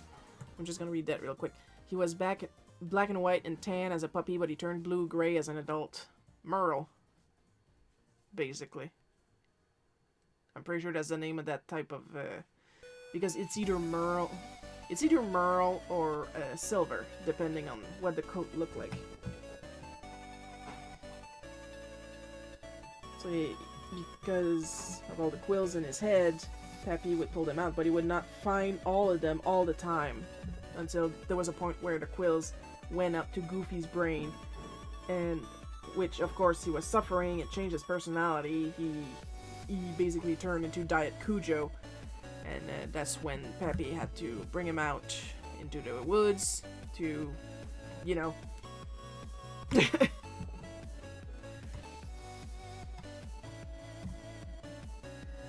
apparently, Goofy at the last minute turn around and look at him in a way to say, "Do it."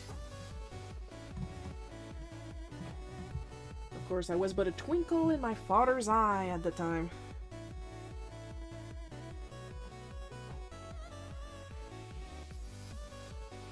So I don't know Goofy's story.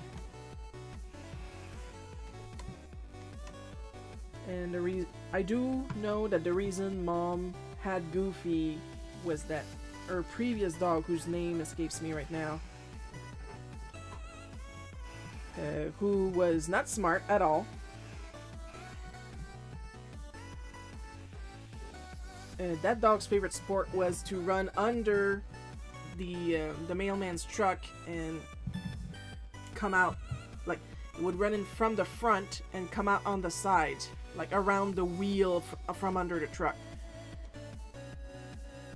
Old Yeller style? Yeah, pretty much, yeah.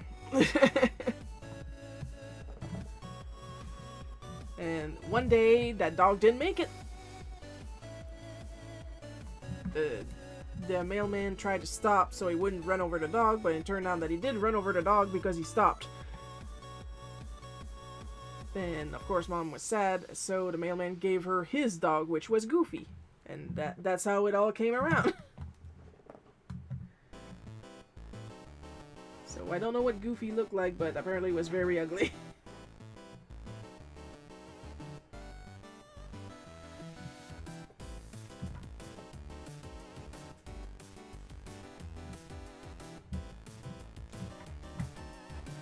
Like that, if anybody asks, Shiro, why this weird shit always happens to you? Well, that is because it's a family thing. Weird shit always happens to my family.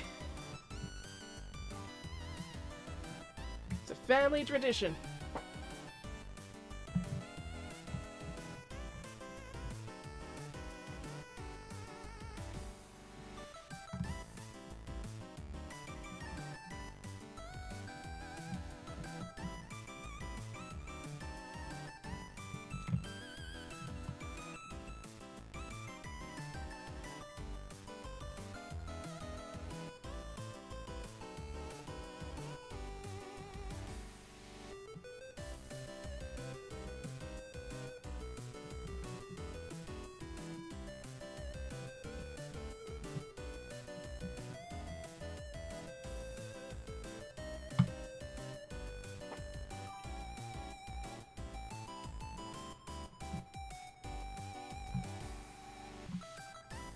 Kind of extreme to give his own dog up.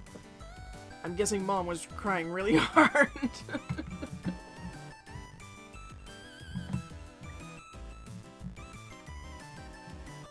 I mean, with how ugly Goofy was apparently, maybe he didn't mind that much. I don't know. It was a different time.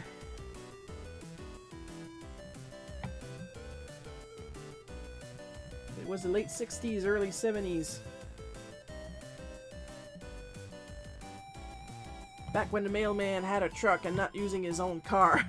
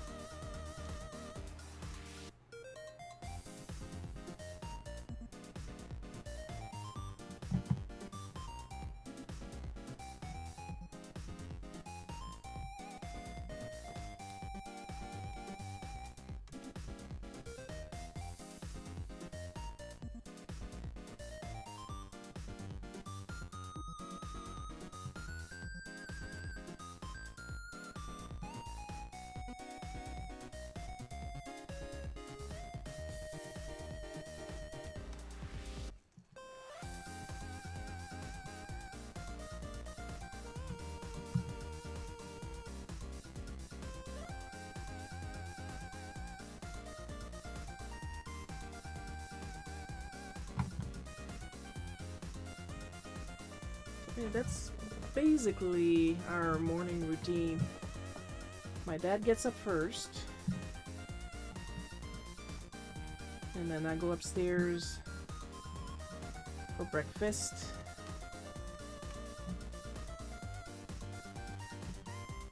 And of course, Lily followed him.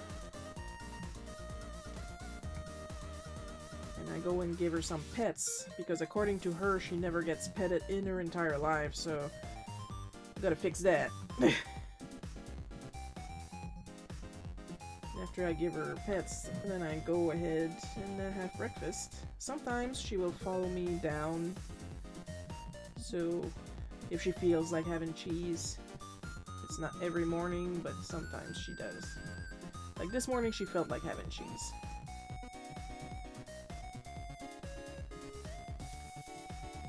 Like, she loves cheese, but it's like she also understands she's on a diet. So she doesn't come downstairs for cheese every day, but when she really feels like it, I let her have some cheese.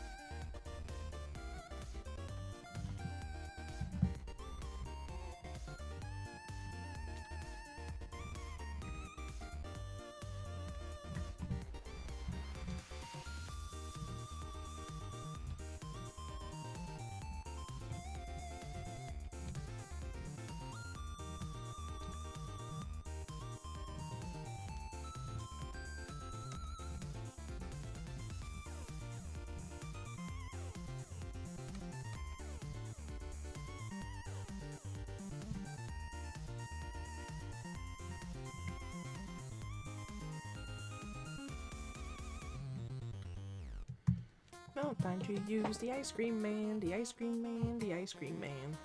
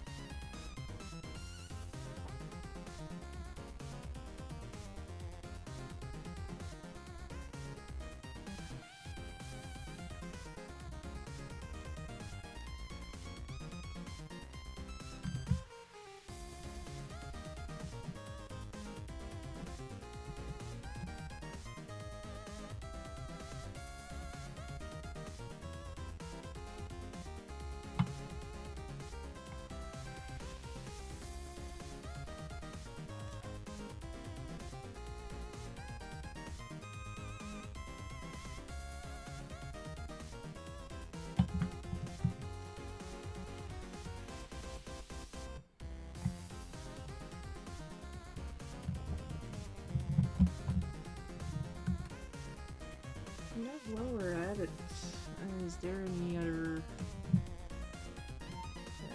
stuff that I should be doing that could be helpful for you guys? Like some specific palettes, brushes, stuff like that.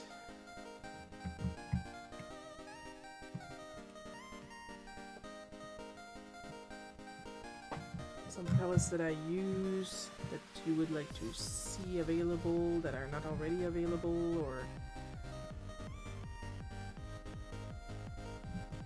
even if it's palettes that I didn't make, I could just link, because I tried to do that in my Discord. There's a channel specifically to drop supplies, digital supplies that I use. Some cookbooks I recommend. Talk About Good, Talk About Good 2, Talk About Good 3. Tell Me More, and Something to Talk About by the Junior League of Lafayette. I sense a theme. It's subtle.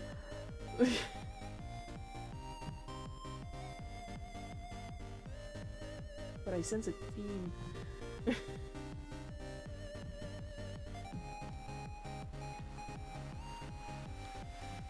I'll try to keep it in mind, because I'm not a cookbook collectioner, but Dad is, and he's always interested in the possibility of new recipes.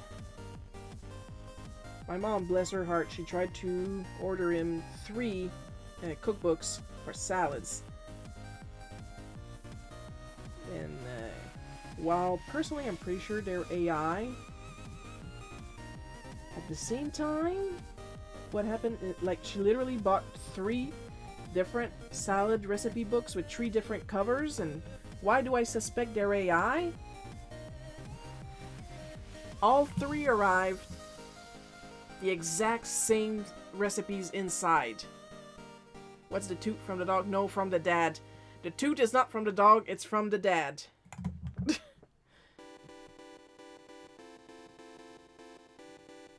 Just notice my line of sight.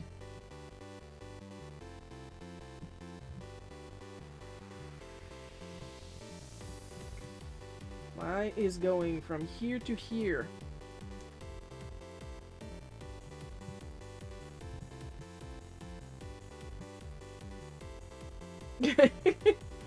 And And so is Lily's.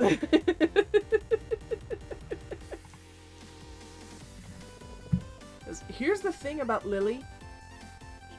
She does fart, okay? She does fart. She burps a lot more. She's a burper. She does fart. Her farts are silent but deadly.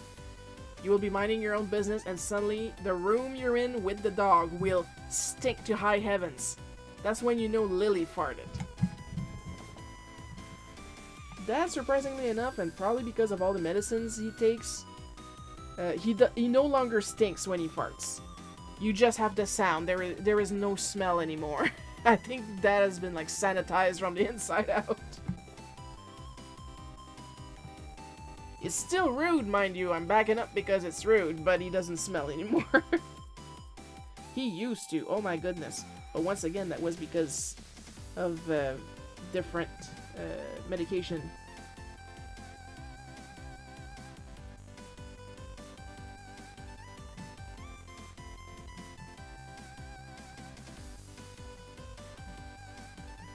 Dad's farts can be more like noisy, but you know what? It's fine.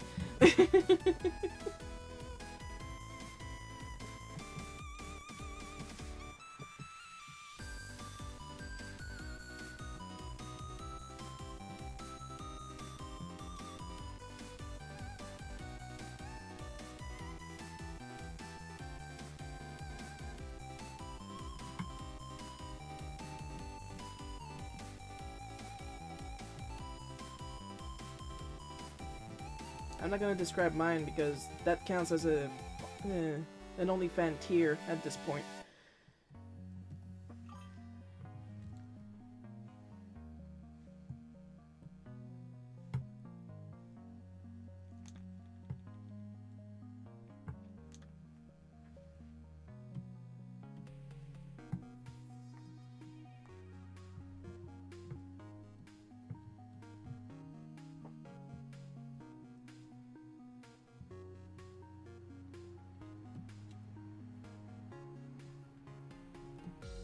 And if you're curious if I have an OnlyFans, I do not. I have a body for only food.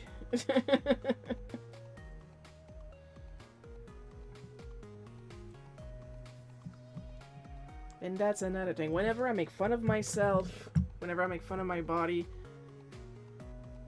because I was talking about how when you're a high-profile creator, I would think of myself of maybe like medium rare. You say anything, people will interpret it, and like 99% of the time will interpret it the wrong way. Because if I say I don't have a body for OnlyFans, people will try to comfort me, telling me I'm beautiful. I am well aware I'm handsome, thank you. I am meaty. I'm still meaty. Like, we're not gonna ignore... Well, I'm not as big as an elephant. We're not gonna ignore the hippopotamus in the house.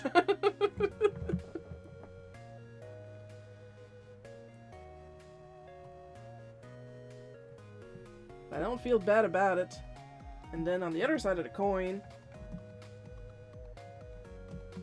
people will also assume that I'm fat shaming them. Like, are you saying only skinny people can have an OnlyFans? No, I'm saying I am personally not interested in making an OnlyFans. Like, please keep in mind, I am neurodivergent. I am very selfish in my thinking. When I talk about fatness, I am talking about me.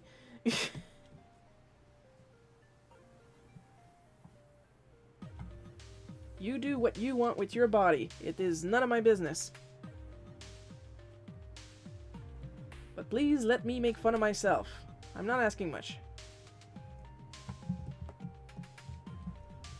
What is the difference between cartoon you and real life you? Well, first of all, I have a nose.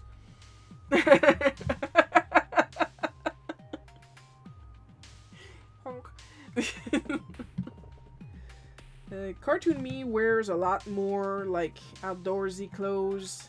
I am pretty much almost always in pajamas.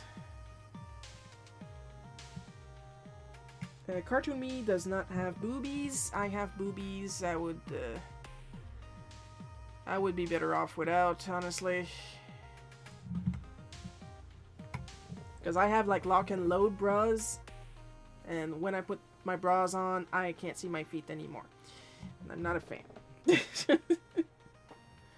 I just look down and nothing's happening. Cartoon Me also happens to never wear their glasses. And that's something people almost got mad at me for, saying, no wonder your eyes are fucked up if you never wear your glasses. And I'm like, no. I always wore my glasses. I do not draw them. Do not confuse my laziness for laziness, you know?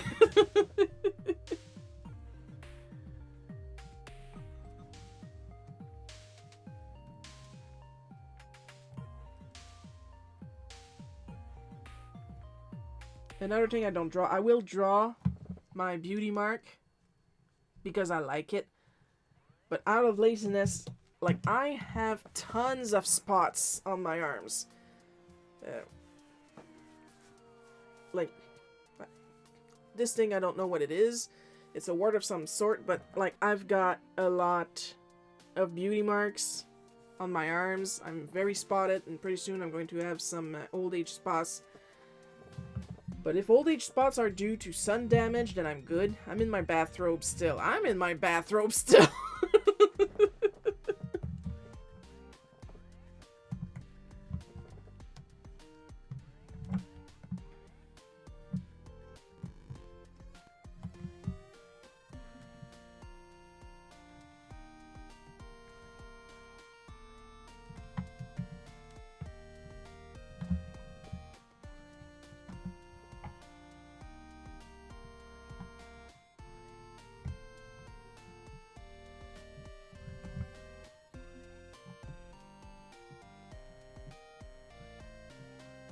And yeah, that's pretty much it, because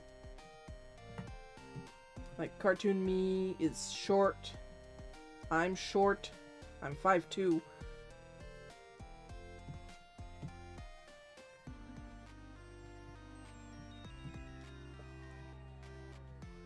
Cartoon Me does tend to wear jeans, and when I'm not in pajamas, I also wear jeans.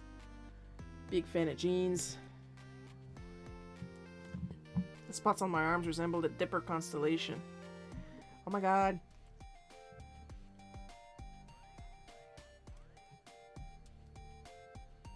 I have like a big one. My biggest one is in the middle of my back. We had it checked. It's perfectly normal, so there's nothing to worry about that. I'm pointing it out only because my grandpa, my pappy, used to have one exactly like that. The one in my back is from my pappy. The one on my face is from my mammy. Both my mom's parents.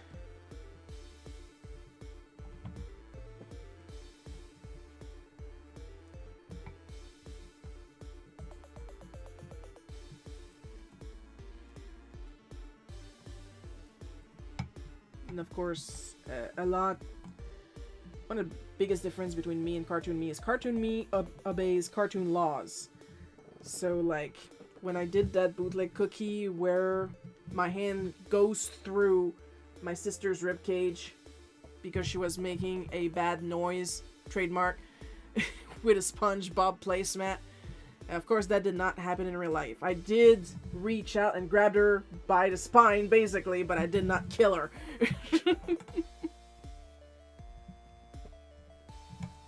And when I made that one about mom kicking me out of a store to make it super obvious that she was buying me a Christmas gift, she only pushed me out. In the comic, she kicks me and I like do an arc to land on my head. Obviously, that did not happen.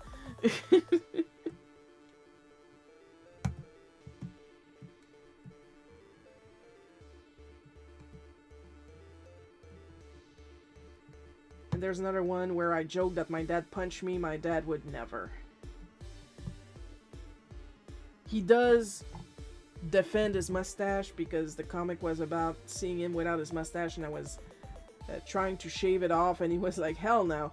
And that's when he punches me.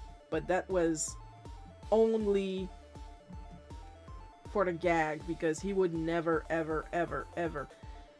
I think if he ever hurt me, it would be by accident, and then he would commit seppuku.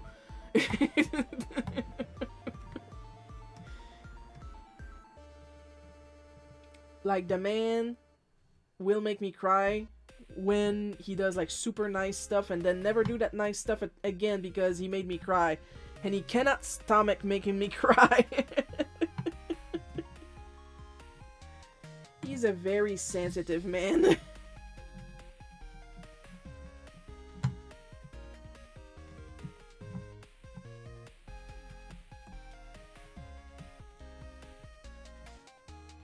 Like, one time he had me come in the living room to tell me to my face like this big speech about how proud he is of me.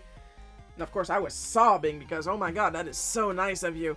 And then he was like, well, I'm never gonna tell you anything again, it makes you cry. Like, he made me cry so hard. I was so happy. Roxanne came from another room. Why are you crying? Are you okay?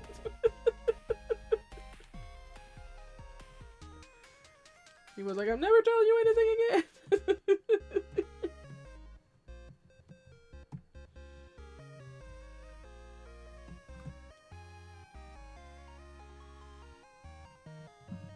I am happy to report that Dad, who is a very quiet man, opened up a lot these past 2 years.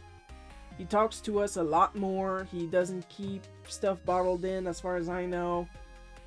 It's like that I have more practice of him complimenting me. Your stepdad sounds way better than mine. Oh, my stepdad is a gem.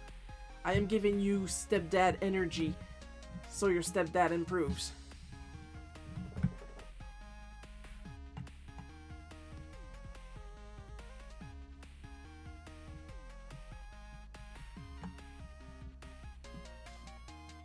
Like, my biological is not a prize. Like, I'm on Facebook, he's on Facebook, he never, and he knows I'm on Facebook because his sister talks about me like all the time.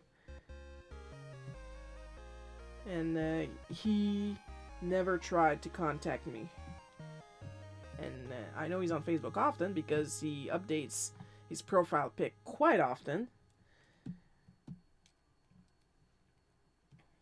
But what can I say? He wants nothing to do about me. Meanwhile, my stepdad wants to know everything to do about me. Like, he recently asked for Christmas for a new t-shirt, but one with my art on it. Everybody do the spirit bomb thing, guys. Put your hands up in the air to send good stepdad vibes to Crazy Cartoon Cat. Like, full hand flat like this to get the spirit bomb going. And then whoosh! Send your energy to Crazy Cat.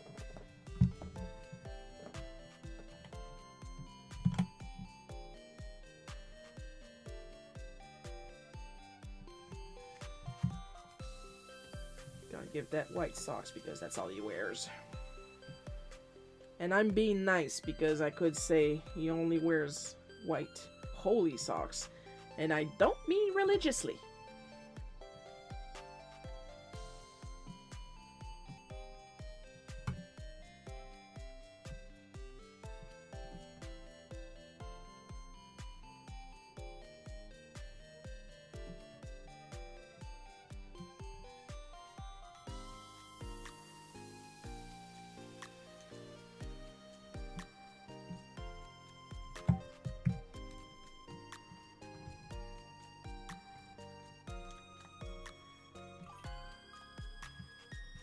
Ah, shucks, you spoil me.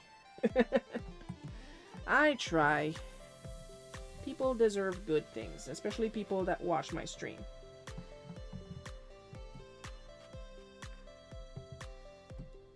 Look, I never said at any time I was a good person. I'm very self-serving.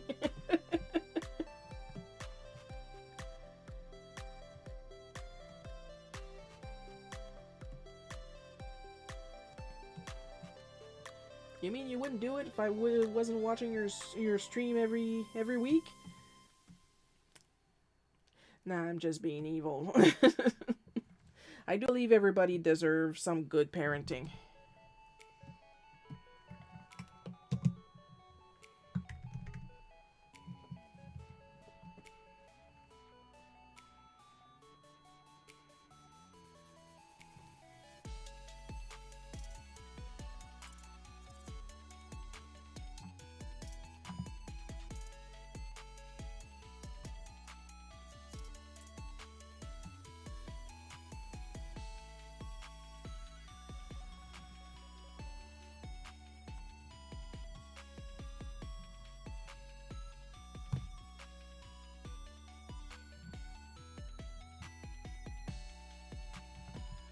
And what do we call this, folks? Cheating. That's right.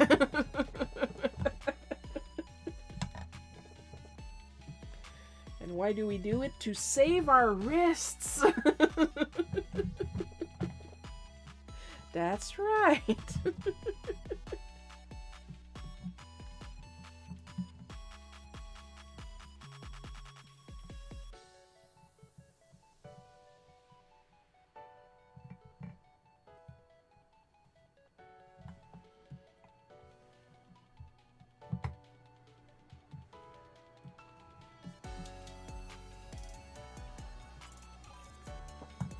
How do you like Wolf Luigi and Catty Peach on my Diviner?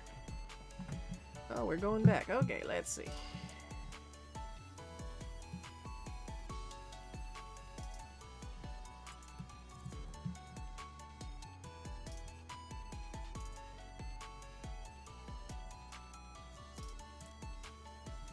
They're somewhere in there.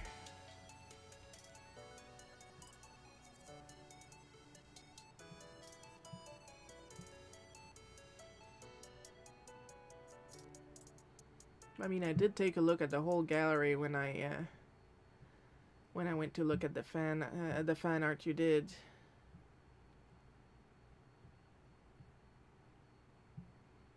But like, it's not like I have an opinion on every piece, so it's probably just going to be a variation every time. Oh, that's nice.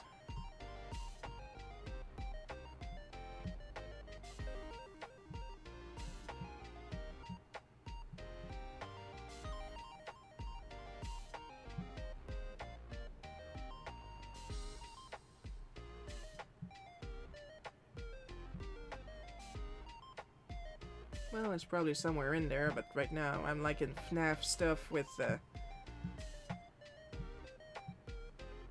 some pony stuff, so I may be gone a little too far down the gallery. And it probably look nice. It probably looks nice.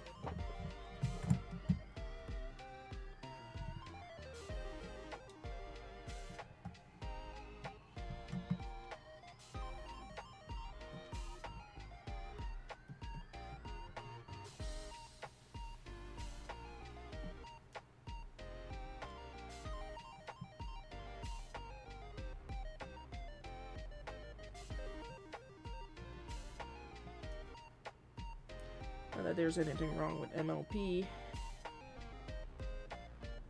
as you all know, I'm a big collector. Mostly Gen 1, because that's the generation I grew up with. And I'm still salty about the guy who said, because I made like a fan art of Gen 4 this big, back when Gen 4 started, and he accused me of only being a new fan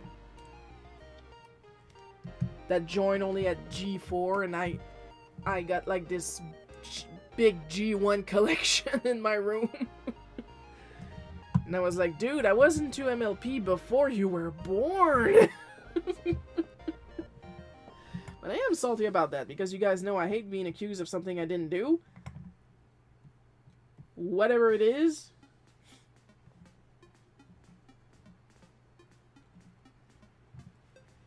Even if it's just something as silly as being a fan of something.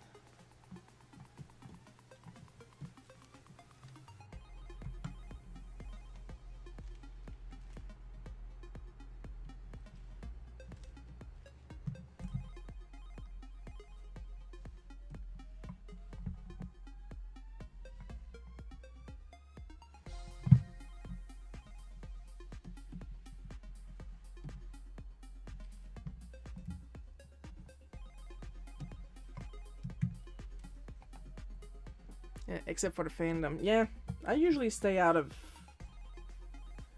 the actual fandom of anything. I just want to enjoy my thing myself and not have someone try to ruin it. Like, for example, I don't know if you guys know, I'm part of a couple groups on Facebook on different French European comics, like Bootleg or Asterix and Obelix. Asterix and Obelix, oh my god. They need a chamomile. But I've noticed in the French European comic groups that I'm part of, people need to chill. Like, it's common in all fandoms that people don't chill at all.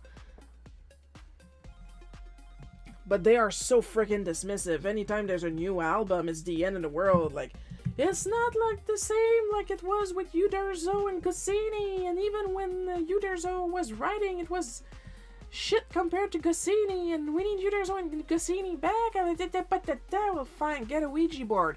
Stop fucking crying. At least you're getting new episodes. Tintin's not getting new episodes. Tintin is locked in the Disney vault. I just pulled out some ground beef to thaw for tacos tonight. Ooh, taco night.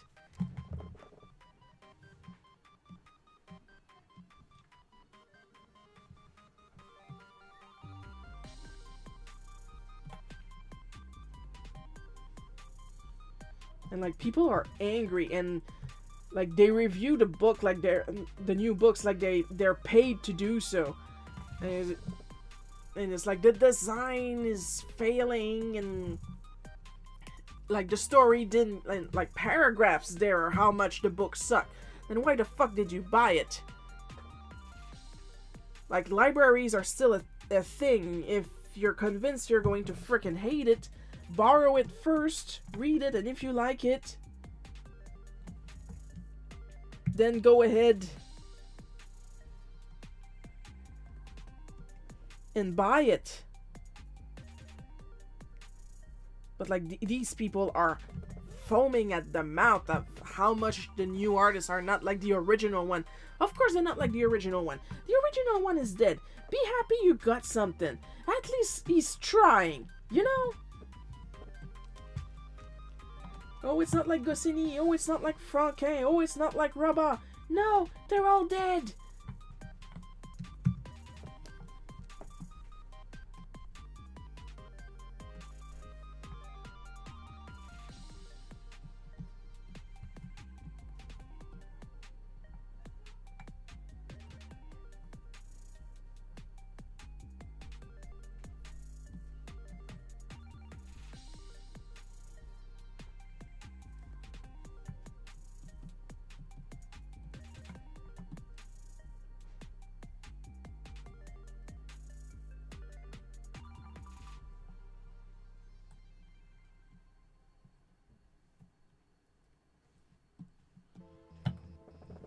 And in my own fandoms, it's not better. Like the fight between the generation of ponies. Of course, it was at its strongest with Gen 4. Gen 5 was terribly marketed. Like, as far as I know, nobody's talking about it. There's still some stuff coming out with it. And there was like this very brief Gen 4.5 with the giant head ponies that look like modern My Little Pet Shop figures.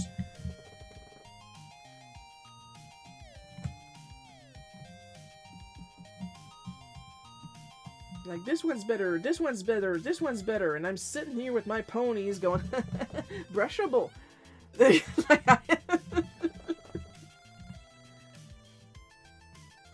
I even have like one Gen 5 pony. I think it's Izzy. Like the really dumb unicorn is Izzy, right? I didn't watch the show or the movies.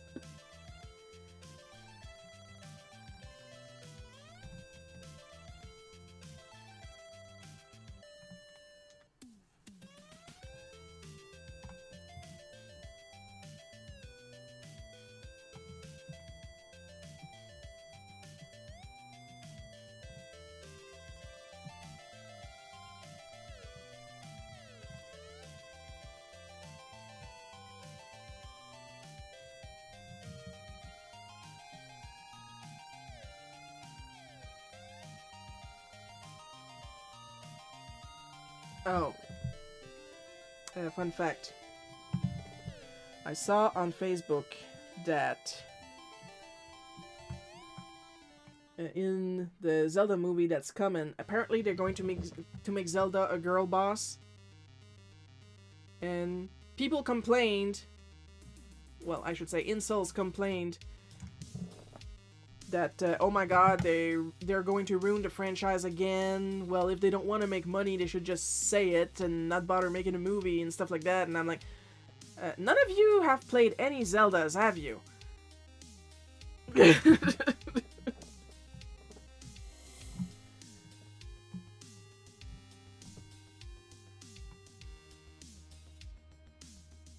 Like, if someone has been the definition of girl boss, like, since, like, the N64 Ocarina of Time, and that's a long time ago now.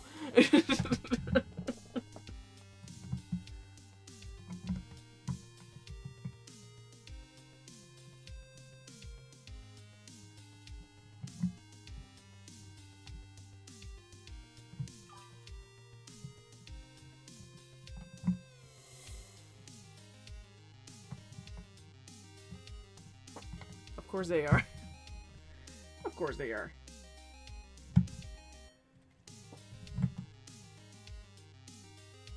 Like, how dare the damsel in distress not be in distress?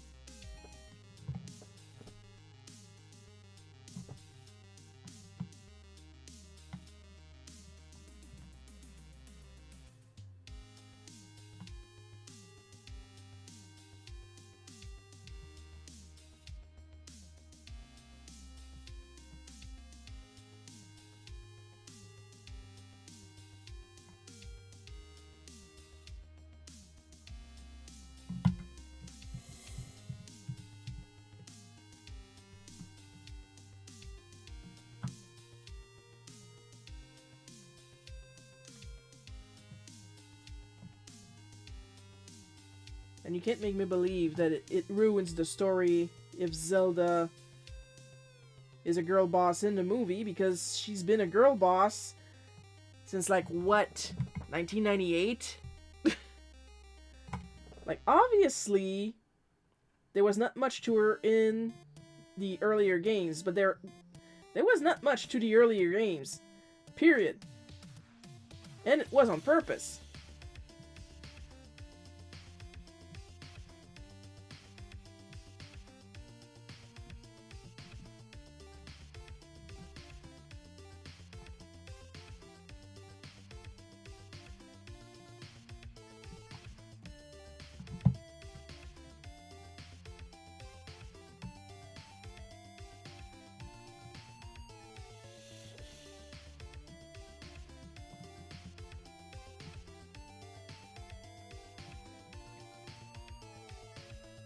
Because it was the rule of less is more, especially when the data was limited in the NES games.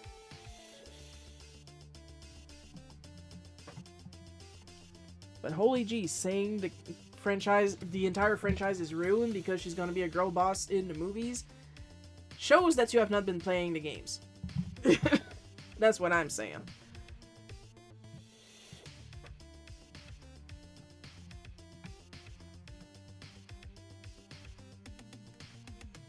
Like, have you played past Zelda 2?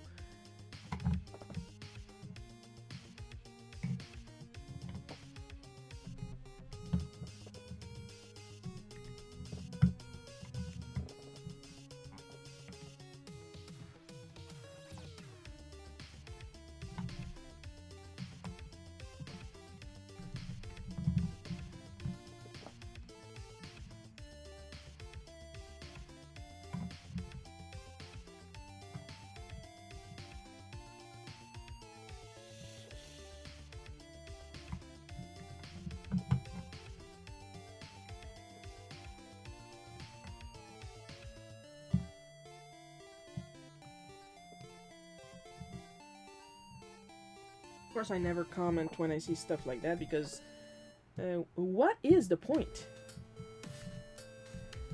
They just want to be mad. If I say anything, then we get into a debate, And I was not in the debate team in high school for a reason. I don't care. It's just video games. Calm your tits because I know you have some.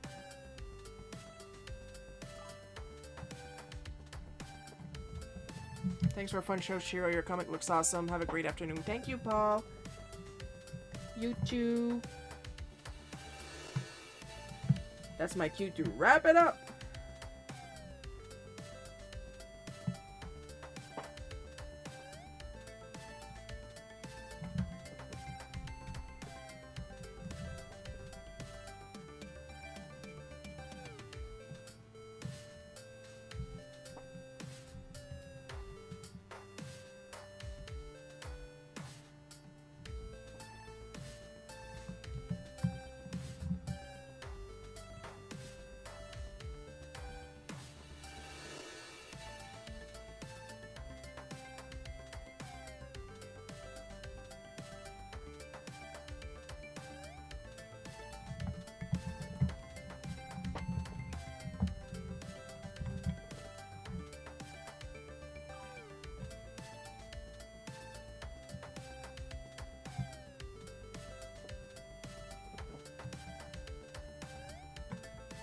Great work, thank you.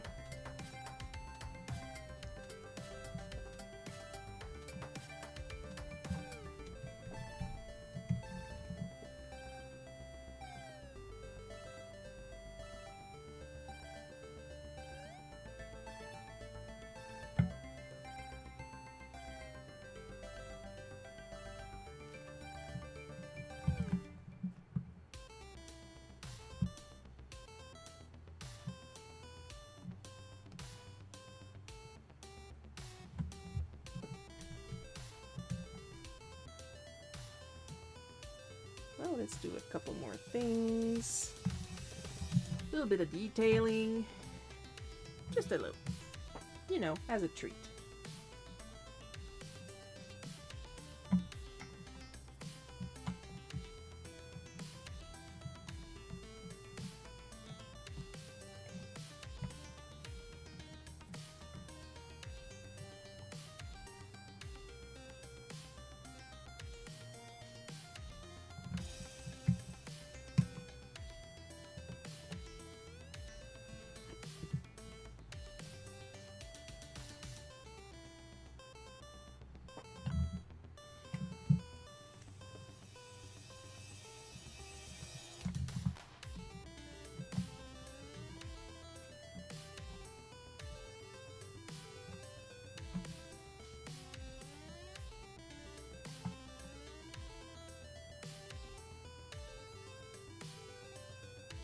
Ah, that's why.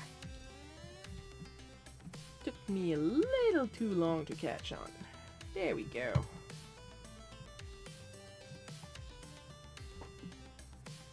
There, now it's even worse with a gradient. Alright, a little save-see and a little look-see.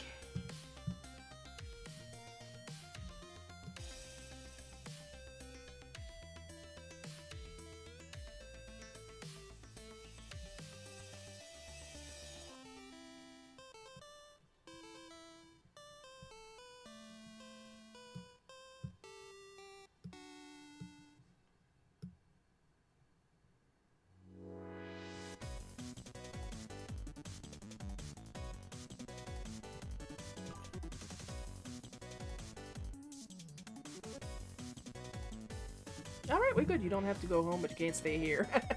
You don't have to go home, but you can't stay here.